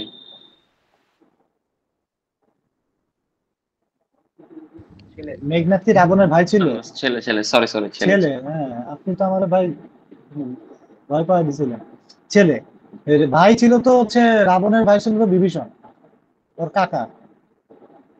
যাই হোক, তো হচ্ছে মেঘনাথের আর এক নাম ছিল কি, অরিন্দম। অরিন্দম হচ্ছে অরিকে, মানে শত্রুকে জয় করছেন যিনি, আমরা সবাই জানি। তো মেঘনাথের বৈশিষ্ট্য কি ছিল, সে যখন যুদ্ধে যাইতো, সে যুদ্ধে যাওয়ার আগে হচ্ছে কি করতো, যজ্ঞ করতো। যজ্ঞ তো বুঝেন, না বুঝলে বললেন যে যজ্ঞ কি, পূজা যজ্ঞ টুজা করতো। টাইপের। হ্যাঁ, একদম মানে হোম জ্বালাইতো, মানে আগুন প্রজ্বলিত করে যজ্ঞ করতো। যজ্ঞ শেষ করে তারপরে সে হচ্ছে কি বলে যুদ্ধে যাইতো, এবং সে সব যুদ্ধ জয় করতো। এখন রাম আর লক্ষ্মণ তো আইসে হচ্ছে লঙ্কারে ইয়ে করতে, হতলঙ্কা করতে আর কি, শেষ করতে। তো বিভীষণ সাহেব কি করছে, লক্ষ্মণকে বলছে কি যে এই মেঘনাথ হচ্ছে এই টাইমের সময় যজ্ঞ করবে, তা তুমি যদি ওই সময় যাও, তাহলে যজ্ঞ করার সময় স্বাভাবিক ও কি থাকবে, নিরস্ত্র থাকবে। তখন ওই নিরস্ত্র অবস্থায় তুমি যদি নিরস্ত্র অবস্থায় তাহলে তুমি হত্যা করতে পারো, তাহলে তোমার জন্য হচ্ছে যুদ্ধটা জয় করাটা খুব সহজ হবে। এবং হচ্ছে ওই নিরস্ত্র মেঘনাথরে আইসা লক্ষণ কি করে, হত্যা করে। তো লক্ষণ হচ্ছে কোথায় ঢুকে পড়ে, যেখানে যজ্ঞ হইতেছিল সেইখানে ঢুকে পড়ে। তাই এত বড় একটা প্রাসাদ, সেই প্রাসাদের মাঝখানে একটা জায়গায় যজ্ঞ হইতেছে, ওইখানে বাইরের একটা শত্রুরে নিয়ে আসছে বিভীষণ, এটা তো ওই শত্রুটা ঢোকার সহজ না আর কি। তাহলে হচ্ছে বিভীষণ সাথে আছে দেখে বোঝা গেছে। এবং বিভীষণের স্বার্থ কি ছিল, যে রাবণ আর মেঘনাথ এদের বধ করতে পারলে তাহলে বিভীষণ হচ্ছে লঙ্কাটা পুরোটা পাবে এরকম। হ্যাঁ, যাই হোক। তো এই হচ্ছে মোটামুটি কাহিনী। তো উনি যেটা লিখছে দেখেন, আচ্ছা, এই এই কবিতাটা লেখার আরেকটা কারণ আছে, এটা তো জানিয়ে ফেলছি। এইখান থেকে হচ্ছে আপনাদের সারমর্ম আসতে পারে। কেন এতদিন আসে না আমি জানি না। আমি আপনাদের সারমর্মের ক্লাসে পড়াইছিলাম না যে বাংলা কবিতা পড়ার নিয়ম, মনে আছে আপনাদের? দেখেন এইখানে পড়লে এটা বোঝা যাবে। মনে নাই ভাইরা? এতক্ষণে জি ভাইয়া। অরিন্দম কহিল বিষাদে, মানে অরিন্দম খুব কষ্ট পায় বলতেছে, জানিনু কেমনে আসি লক্ষণ পশিল রক্ষপুরে, এই পর্যন্ত পড়তে হবে একসাথে। হায় তাত, তাত মানে কাকা আর কি, চাচারে বুঝাইছে। হায় তাত উচিত কি তব এ কাজ, নিকষা সতী তোমারই জননী, সহদর রক্ষ শ্রেষ্ঠ, সুরি সম্ভবিত কুম্ভকর্ণ। দেখেন যে জায়গায় হচ্ছে বিরাম চিহ্ন দিছে, ওইখানে ভাঙে ভাঙে পড়তে হবে। এবং যখন হচ্ছে এটারে সারমর্ম করবেন, তখন ওই ওই অংশটুকরে হচ্ছে আলাদা আলাদা করে আপনারা লিখতে হবে। তো কবিতা হচ্ছে আমরা যেভাবে পড়ি, আমরা তো পড়ি এই লাইন পড়ছি, এই লাইন পড়ছি, এইভাবে পড়ি, কিন্তু এইভাবে পড়া যাবে না। এতক্ষণ অরিন্দম কইল বিষাদে, জানিনু কেমন আসলে এখন পশিল রক্ষপুরে, হায় তাই উচিত কি তব, এই স্টাইলে পড়া যাবে না। পড়তে হবে কিভাবে, এতক্ষণে অরিন্দম কহিল বিষাদে, জানিনু কেমনে আসিল লক্ষণ পশিল রক্ষপুরে, হায় তার উচিত কি তব এ কাজ, নিকষা সতী তোমার জননী, সহদর রক্ষ শ্রেষ্ঠ। এরকম ভাবে মানে যে জায়গায় থামছে সেভাবে থাইমে থামে পড়লে সারমর্ম করাটা সহজ হয়। এই লাইনে হচ্ছে শুধুমাত্র এতক্ষণে অরিন্দম কহিল বিষাদে, শুধু এইটুক লিখলেই চলে। এইটা খুবই বিখ্যাত একটা অংশ, এতক্ষণ অরিন্দম কহিলা বিষাদে, মানে তার খুব কষ্ট হয়েছে। এখন আমরা আসল কথাবার্তায় আসি। আসল কথাবার্তা হচ্ছে কি, যে মেঘনাদ বধ কাব্য, তাহলে মেঘনাদকে বধ করা হয়েছে। কে বধ করছে? লক্ষণ বধ করছে। আহ, মহাকাব্যের নামের ভিতরে মেঘনাদ আছে, তাহলে সে কেন প্রোটাগনিস্ট ক্যারেক্টার না? নাকি প্রোটাগনিস্ট ক্যারেক্টার কে, সেটা তার কবি বা যে বই লিখছে সে তার উল্লেখ করে দেওয়া যায় নাই, যে আমার রচিত এই গ্রন্থে অমুক হচ্ছে নায়ক। এটা তো পইড়া হচ্ছে পাঠকরা নির্ধারণ করে। তো পাঠকরা কি নির্ধারণ করতেছে বা সমালোচকরা, যে রাবণ হচ্ছে এখানে নায়ক। কেন নায়ক? কারণ এইখানে মেঘনাথের মৃত্যুর পরে পুত্র যে শোক, ওই পুত্র শোকটারে অনেক শক্তভাবে এখানে দেখানো হয়েছে। সেটা মেঘনাথের বীরত্ব না, মেঘনাথের ইম্পর্টেন্স না, এখানে মেঘনাথের বধের পরে যে পুত্র শোক, রাবণ কি কি জিনিসের ভিতর দিয়ে গেছে, যে কষ্টটা হয়েছে, সেইটাকে সে কঠিন ভাবে হচ্ছে কি করছে, ব্যাখ্যা করছে বুঝলে সে এখানে হচ্ছে আমার নায়ক, নায়কোচিত চরিত্র বা প্রোটাগনিস্ট ক্যারেক্টার। এরপরে আপনারা হচ্ছে এই জায়গাটা একটু পড়ে দেখেন যে কি কি আছে, সে কিভাবে প্রকাশ করতে চাইছে, বা যারা সাহিত্য সমালোচক আছে তারা হচ্ছে কি কি কথাবার্তা বলছে। আচ্ছা, এখানে মেঘনাদের চরিত্রের কথা বলা হয়েছে। রাবণ চরিত্রের মধ্য দিয়ে কবির আত্মার প্রতিফলন ঘটছে। কবির প্রতিফলন মানে কবির হৃদয়ের যে কষ্ট, সেই বেদনার প্রতিফলন ঘটছে। ট্র্যাজেডির নায়ক সেই চরিত্রকে বোঝানো হয় যার মধ্যে উচ্চাকাঙ্ক্ষা থাকবে, ভালো মন্দ মিশ্রিত থাকবে, যার ডুইং অ্যান্ড সাফারিং তার পরিণতিকে ত্বরান্বিত করবে। আপনি কি কাজ করতেছেন আর কি কষ্ট পাইতেছেন, সেটা আপনার পরিণতিরে ত্বরান্বিত করবে, সামনের দিকে আগায় নিয়ে যাবে। সুতরাং কাহিনীর বর্ণনায় আর চরিত্র চিত্রণে মেঘনাথকে ছাপিয়ে উঠেছে রাবণ, তাই আলোচ্য গ্রন্থের নায়ক হচ্ছে রাবণ।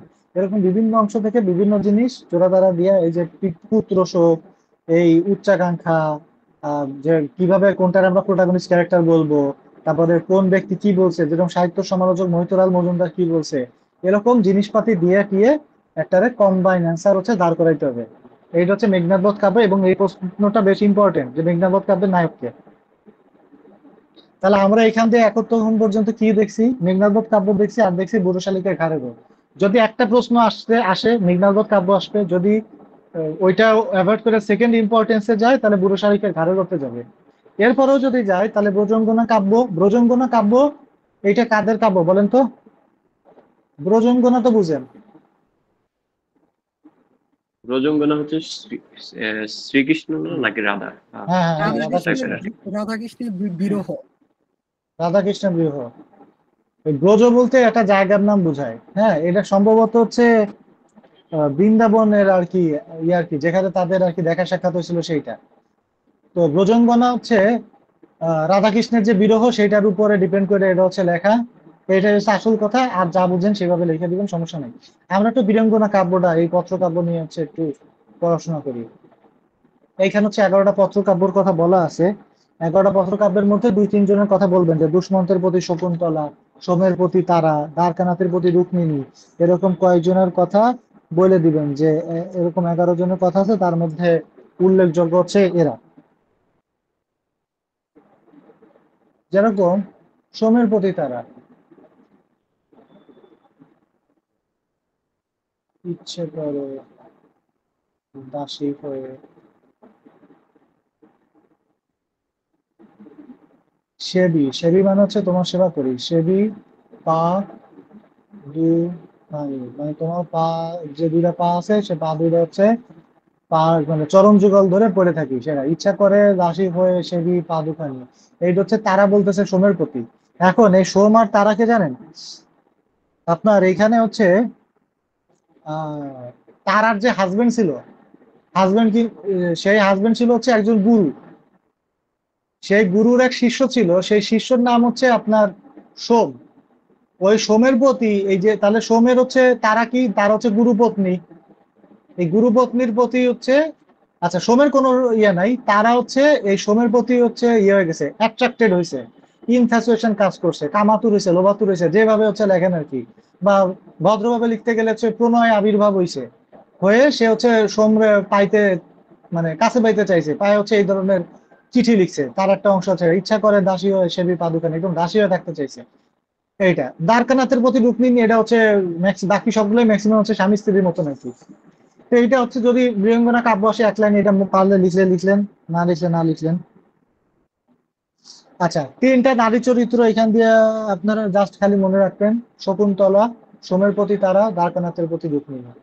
যে অন্তত পক্ষে যেন 2-3টা নারী চরিত্রের কথা বলা যায়, যে বীরাঙ্গনা পত্র কাব্যে কোন কোন নারী চরিত্রের কথা বলা আছে। মানে ডিপ কোশ্চেন করলে অনেকভাবেই করা যায়। আচ্ছা, এবার আসেন হচ্ছেন কি চতুর্দশপদী কবিতা বলি বা সনেট, মাইকেল মধুসূদন দত্তের সনেট। আচ্ছা, মাইকেল মধুসূদন দত্তের এই কি সে ইতালির পেত্রাক হচ্ছে প্রথম সনেটের আবিষ্কারক। সনেটের মধ্যে যে অষ্টক থাকে, ষষ্ঠক থাকে, এইসব আপনারা জানেন, এগুলো দেখে নিবেন যে সনেট কি। হ্যাঁ, তারপর হচ্ছে সনেট ওই যে প্রথম 8 স্তবকে কি থাকে, ভাবের প্রবর ইয়া থাকে, তারপরে লাস্টের 6 স্তবকে থাকে আপনার পরিণতি, এইসব কথাবার্তা। হ্যাঁ, এগুলো হচ্ছে বলবেন। ওকে, পরিণতি এখন তার প্রবর্তন হচ্ছে করে। তাহলে আমার কিছু সনেটের কথা বলতে হবে। এখন চতুর্দশপদী কবিতার মধ্যে তার হচ্ছে 102টা সনেট সে হচ্ছে লিখছে। তার মধ্যে একটা অন্যতম হচ্ছে কি, সে ইয়ে কই গেল,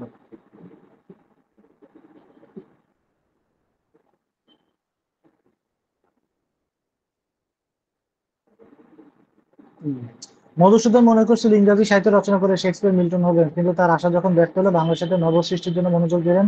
অসম্ভব প্রতিকার অধিকারী মধুসূদন সহজে সাবল বলে অধিকতা ভুলে তিনি রচনা করলেন বঙ্গভাষা সনেটটি। হে বঙ্গ, ভান্ডারে তব বিবিধ রতন, তা সবে অবধ আমি অবহেলা করি, পরধনে লোভে মত্ত করিনু ভ্রমণ পরদেশে, পরধন লোভে মত্ত করিনু ভ্রমণ পরদেশে, ভিক্ষাবৃত্তি কুক্ষণে আচরি। এই 2 লাইন মনে রাখলেও চলে বা না রাখলেও চলে, এটা আমি বলতে আমি লেখার জায়গা সেরকম পাইনি। তাহলে বঙ্গ ভাষা সনেটের হচ্ছে 2-1 লাইন, চাইলে এই 2-1 লাইন মনে রাখলেও রাখতে পারেন। আচ্ছা, তার সনেট, সনেট রিলেটেড প্রশ্ন লেখার আপনার সুযোগ আসতে পারে, সেই ক্ষেত্রে তার সনেটে যে কোনো 2-1 লাইন করে রাখবেন। আমি হচ্ছে এটা মনে রাখতাম, তো সতত নত তুমি পরমর মনে, সতত তোমার কথা ভাবিয়া বিদলে সহজে মনে থাকতো, এটার কথা বলতাম। অথবা হচ্ছে তার যে এপিটাফ যেটা, ওই যে কি জানি দাঁড়াও পথিক বর, তারপরে কি জানো ভাই, পৃষ্ঠ ক্ষণকাল, ভুলে গেছি, মনে নেই, ওটা রাখতে পারেন। অনেকগুলো বিখ্যাত আছে, আপনার যেটা মুখস্থ আছে সেরকম জাস্ট 2টা লাইন মনে রাখবেন তার যে সনেট। এইখানে আর কি যে কোনো একটা একটা 2টা চরণ মনে রাখাটা আপনার লস হবে না। হ্যাঁ, এটা একটু মনে রাখেন আর কি, এখানে যেটা আপনার সুবিধায়। আচ্ছা, আর বাকি হচ্ছে বঙ্গ চতুর্দশপদী কবিতা বলি, তার সনেট সংকলন। আচ্ছা, আর একটা ভাবে প্রশ্ন আসতে পারে এখান থেকে, সেটা হচ্ছে বাংলা সাহিত্যের সনেট।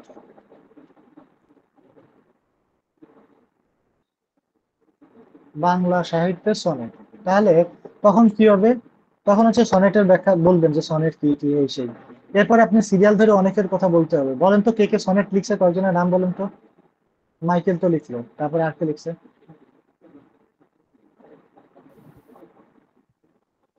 প্রমোদ চৌধুরী। হ্যাঁ রবীন্দ্রনাথ রাইট, লিখছে না? প্রমোদ চৌধুরী। হ্যাঁ, রবীন্দ্রনাথ লিখছে বাংলার মাটি বাংলার জল, প্রমোদ চৌধুরী লিখছে। প্রমোদ চৌধুরী যে সনেট লিখছে এটা একটা খুব মজার ব্যাপার। তারপর হচ্ছে মুহূর্তের কবিতা যেন কার? ফরুকের নাকি? ফরুক, এটাও সনেট সংকলন। ফারুক আহমেদ। হ্যাঁ, তাহলে হচ্ছে মুহূর্তের কবিতা ফররুক। তারপর আর কে লিখছে? আপনার সুফিয়া কামাল লিখছে নাকি? শামসুর রহমান একটা লিখছিল না মনে হয়?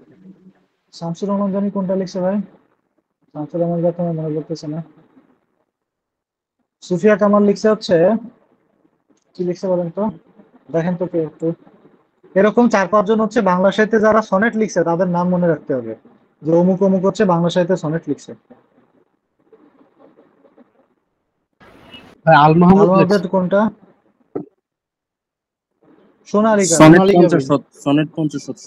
সনেট 50 হচ্ছে কার? সুফিয়া কামালের সনেট 50। তারপর হচ্ছে আল মাহমুদ।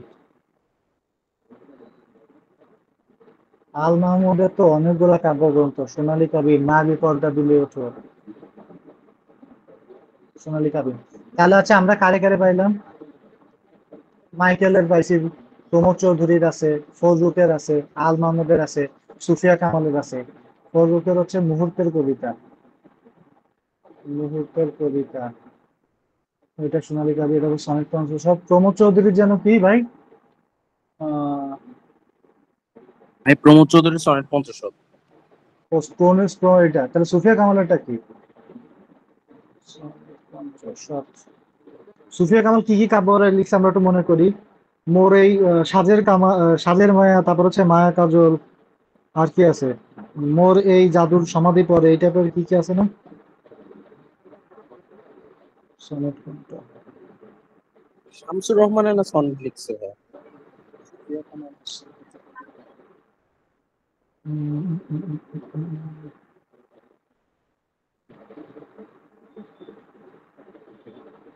আচ্ছা মনে পড়লো, আমি এখানে লিখে দিব না। যাই হোক, তাহলে এখানে যে যে লিখছে, যে লিখছে আর যে সনেটটা লিখছে সেইটা হচ্ছে একসাথে এই জায়গাটা নোট করে ফেলবেন। হ্যাঁ, এটা আমাদের চিন্তা করতে হবে এবার, যে বাংলা সাহিত্যে সনেট, তাহলে এরকম প্রশ্ন আসতে পারে, তখন আমরা ওই সাহিত্যিকের কথা বলবো। আর কি বলে, তার তার যে সনেটের নাম সেটা হচ্ছে লিখবো। এখন ওর মাঝখানে তো আপনার একটা না একটা তো কবিতার লাইন লিখতে হবে, তখন আপনি মাইকেলের একটা বা দুই লাইনে যে এইটা লিখে দেন বা এইটা লিখে দেন, যেটা আপনার মনে রাখেন। তাহলে কি হলো, যে সনেট রিলেটেড প্রশ্ন আসলে আমি হচ্ছে এই 2 লাইন লিখবো এবং এই এই কবি সাহিত্যিকের কথা লিখবো। এইটাই হচ্ছে নোট করা সংক্ষেপে। আচ্ছা, এটা গেল। কপোতাক্ষ নদ নিয়ে এবার পড়ার কিছু নাই। আচ্ছা, এই হচ্ছে আমাদের মাইকেল মধুসূদন দত্ত, অনেক সময় লাগলো।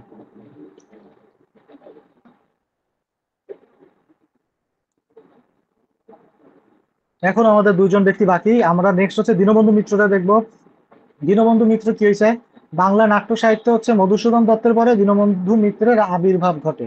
এটা দ্বারা কি বুঝলেন বলেন তো, এই লাইন দ্বারা কি বুঝাইছে? মানে নাটক আগে মধুসূদন লিখছে, তারপর দীনবন্ধু মিত্র জন্মাইছে লিখছে, কইরাটা আগে। কিন্তু আসলে তো হ্যাঁ, উল্টা। কিন্তু আসলে উল্টা বলতে, আচ্ছা কিন্তু না, দাঁড়ান দাঁড়ান, ইয়ে নাটকটা তো আগে কোনটা? লিখছে। নীলদর্পণ। নীল দর্পণ আগে লিখছে, নীল নীলদর্পণ কি দর্পণ লেখার প্রকাশিত পরে হয়েছে হচ্ছে পরে এটা 1861-তে? শুনছিলাম ভাই। না না, হ্যাঁ পরে প্রকাশিত আচ্ছা, হয়েছে লিখছে কিন্তু লেখা আগাটায়। হয়েছে আগে। হ্যাঁ, আচ্ছা, তো মানে ওই শো হয়েছে, নাট্য মঞ্চস্থ হয়েছে আগে 1861-তে। 58 সাল। আর ওর তো আর হচ্ছে শর্মিষ্ঠা তো বই 59-এ। প্রকাশ হয়েছে 61। হুম। হ্যাঁ হ্যাঁ, শর্মিষ্ঠা অনুসারে। যাই হোক, তো মাইকেল মধুসূদন দত্তের সৃষ্টিতে নাটকের যে সার্থক প্রকাশ ঘটে, দীনবন্ধু তাকে আরো পূর্ণ বিকশিত করে তোলেন। মাইকেল যুগের শ্রেষ্ঠ নাট্যকার তো অবশ্যই, আধুনিক কালে তার মর্যাদা মহিমা কমেনি। বিশেষত নীলদর্পণ নাটকের মধ্য দিয়ে তিনি যে প্রতিবাদী জীবন চরিত্র অঙ্কন করেছে, আজও শ্রেষ্ঠত্ব এইভাবে হচ্ছে তার একটা ইন্ট্রোডাকশন দিবেন। আচ্ছা, তার 2টা কাব্য আছে, সুরধ্বনি কাব্য, দ্বাদশ কবিতা, এটা প্রিলিতে আসে, এটা মনে রাখলেই চলে, আর দরকার নেই, এগুলো আমাদের জানা লাগবে না রিটেনে। আচ্ছা, যে সমস্যাটা হয়, এই বিয়ে পাগলা বুড়োর ঘটনা আর হচ্ছে বুড়ো শালিকের ঘাড়ের, ওই দুটার ঘটনা কাহিনীর সংখ্যা কিন্তু কাছাকাছি।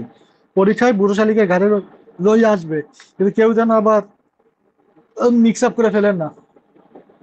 কিভাবে আসতে পারে? এই যে দীনবন্ধু মিত্রের 3টা প্রহসনের নাম দেখো, সেজন্য আমরা প্রহসন লিখছি। এখানে আমাদের কাহিনী জানা লাগবে না, আমরা কাহিনী জানবো শুধুমাত্র নাটকের। আচ্ছা, সে কি কি নাটক লিখছে? একটা তো লিখছে নীল দর্পণ, তারপরে আর যেন কি কি আছে, 3-4টা নাটক লিখছে তো।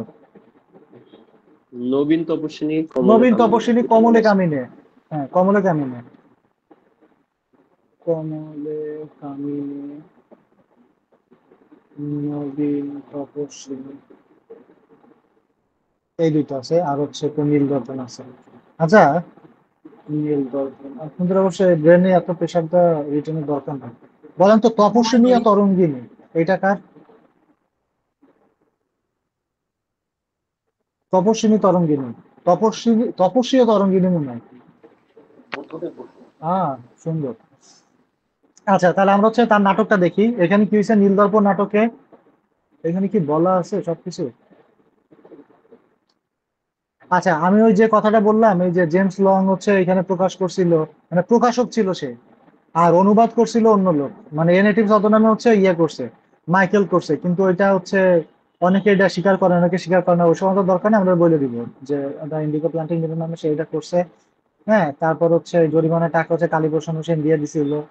আচ্ছা, এইখানে উপজীব্যটা ইম্পর্টেন্ট। উপজীব্য এখানে কি হয়েছে দেখেন, নীলকরদের চাষ হয়েছে, এটা আমরা জানি যে নীলকররা এখানে হচ্ছে শোষক। কে কে ক্ষতিগ্রস্ত হয়েছে? কৃষক গোলক মাধব, তারপর হচ্ছে সাধুচরণের কন্যা ক্ষেত্রমণির মৃত্যু হয়েছে। এই যে জিনিসগুলা, যে কৃষক গোলক মাধবের পরিবার কিভাবে ধ্বংস হয়েছে আর সাধুচরণের ক্ষেত্রমণির কিভাবে মৃত্যু হয়েছে, এইগুলার এক মর্মস্পর্শী চিত্র অঙ্কিত হয়েছে। শেষ কাহিনী, কাহিনী সংক্ষেপ শেষ, আর কোনো কথাবার্তা আমরা বলবো না।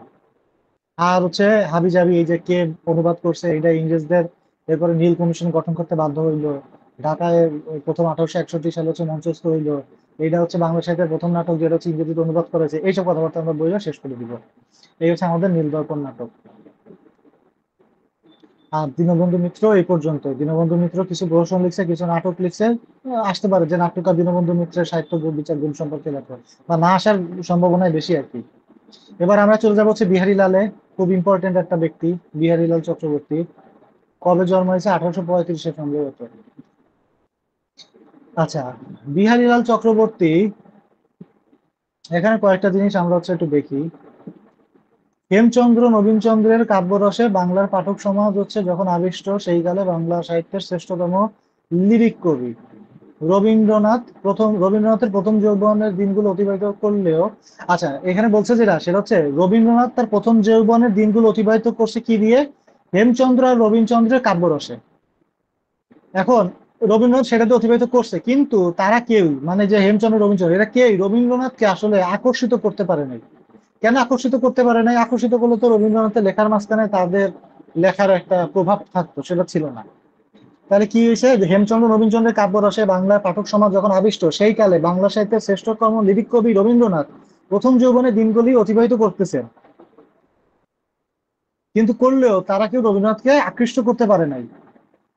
অন্তর্মুখী ভাবপ্রেরণায় যে কিশোর কবি রবীন্দ্রনাথ আপন অন্তরের মধ্যে প্রেম ও সৌন্দর্যের বিশ্ব রচনার বেদনা দহন করে ফিরতেন, তিনি এটা হচ্ছে অবোধবন্ধু নামক একটি স্বল্প প্রচারিত পত্রিকায় গুরুপদে বরেণ্যের যোগ্যে একজন কবির সন্ধান লাভ করলেন।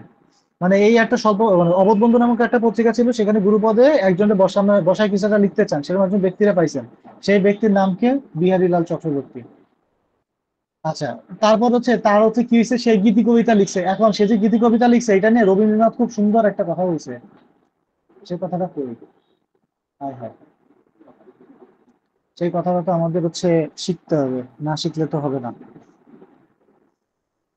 এই যে ভাই লেখানেই তো আছে নিচের লাইনটা, বিহারীলাল তখনকার বিহারীলাল ইংরেজি। তখন ইংরেজি ভাষায় নভ্যস্ত। না, না।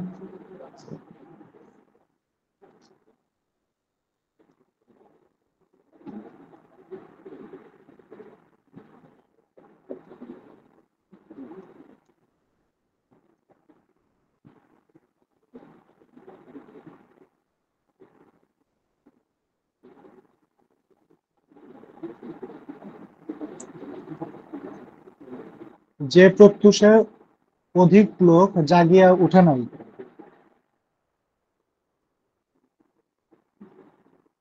সাহিত্য কুঞ্জে বিচিত্র কলগীত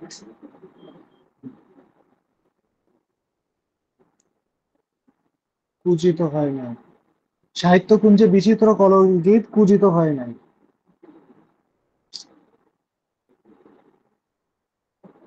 সেই উষালোকে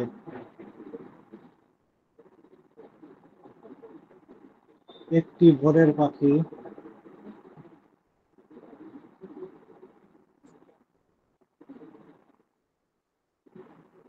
সুমিষ্ট সুন্দর সুরে গান ধরিয়াছিল।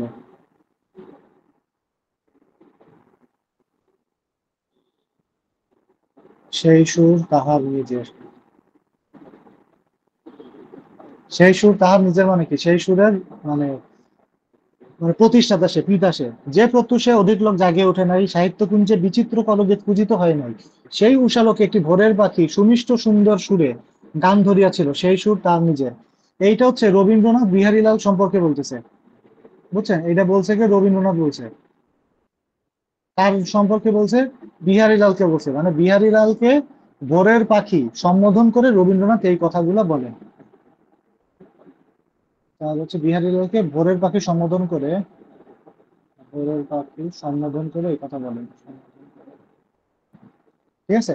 তাহলে যদি পরীক্ষায় আসে যে বাংলা সাহিত্যের হচ্ছে ভোরের পাখিকে তার হচ্ছে সাহিত্য গুণ সম্পর্কে লেখো, তাহলে তারে ভোরের পাখি কথাটা তো হচ্ছে ইয়েটা দিছে, নামটা দিছে হচ্ছে রবীন্দ্রনাথ।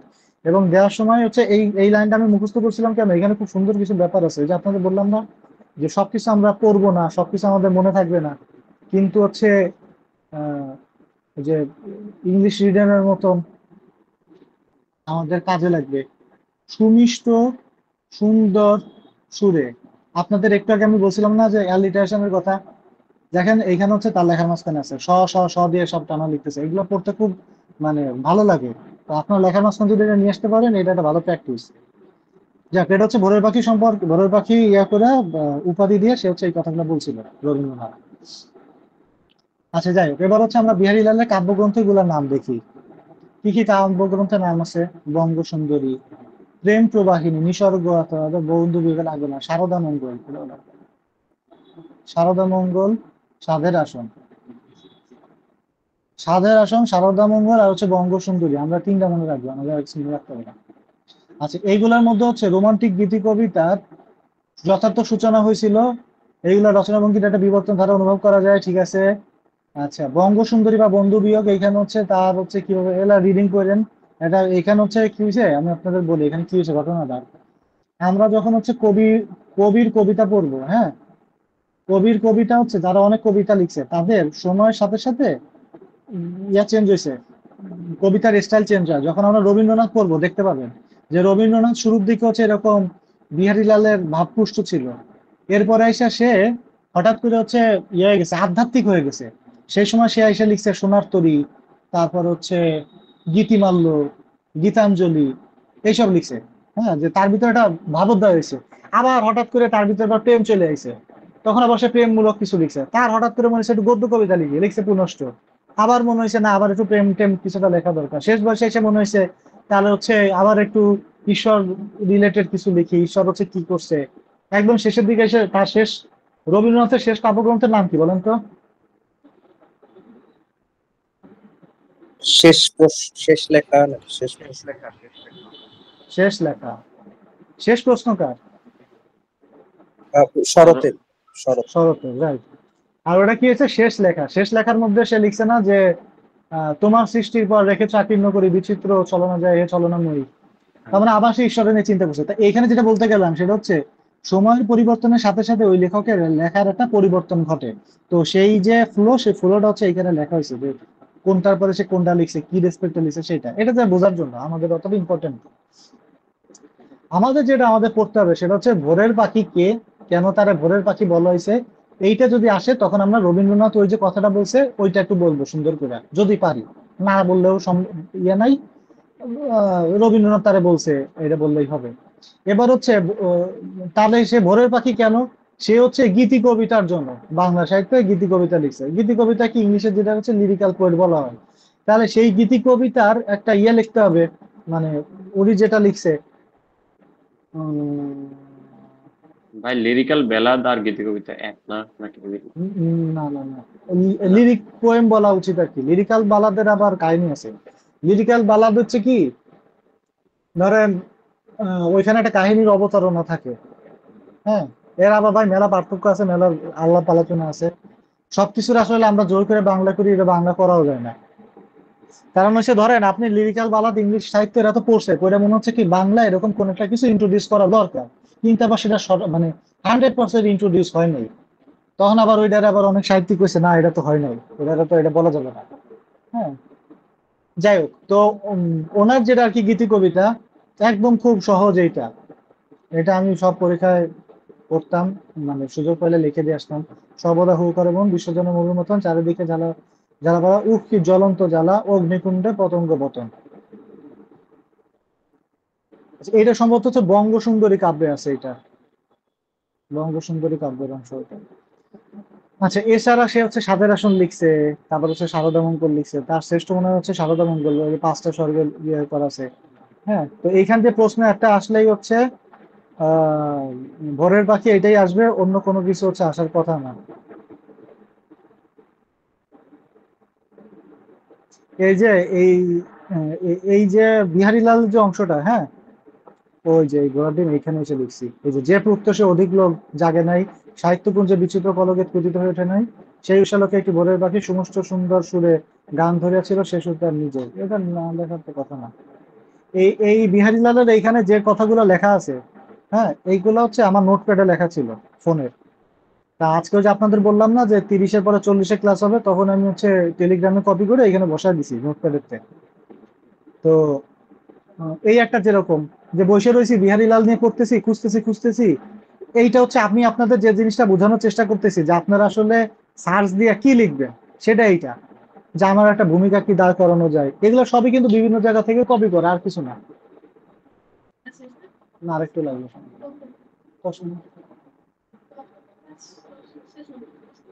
ঠিক আছে, তো এইটা একটা ফরম্যাট এরকম যে আপনি নোটপ্যাডে এইভাবে হচ্ছে কপি করে রাখতে পারেন। হ্যাঁ, এবং খুব সামারি আকারে রাখবেন যে এই পুরো জিনিসের মধ্যে এখানে যে এত কথাবার্তা বলা, এর মধ্যে আমরা মনে রাখবো কি? আমরা মনে রাখবো হচ্ছে এই কবিতার লাইনটা যদি আমি মুখস্থ করি, তাহলে আমার লেখার স্ট্যান্ডার্ড বাড়বে। আর হচ্ছে রবীন্দ্রনাথ যে কথাটা তারে নিয়ে বলছে, সেই কথাটা যদি বলতে পারি, তাহলে আমার স্ট্যান্ডার্ডটা বাড়বে। তাহলে এই দুইটা জিনিস আমি একটু মুখস্থ রাখার চেষ্টা করবো। বাকি বিহারীলাল, আপনার বিহারীলাল নিয়ে কিছু আসছে, আপনি এইটুকু জিনিস লিখতে পারছেন, আপনি অটো 6-তে পাস করবেন। আর যা আবি যাবি যা খুশি লেখেন না কেন।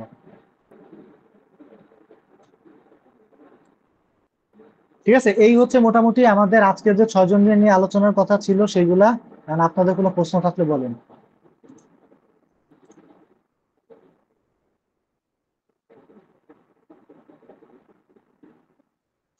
সেরা ক্লাস ভাই, খুব ভালো লাগছে।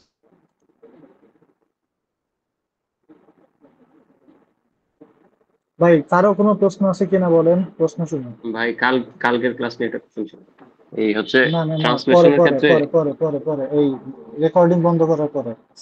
আর আর কোনো কিছু আছে আজকের ক্লাসের উপরে? নাহলে রেকর্ডিংটা আমরা বন্ধ করি। আচ্ছা।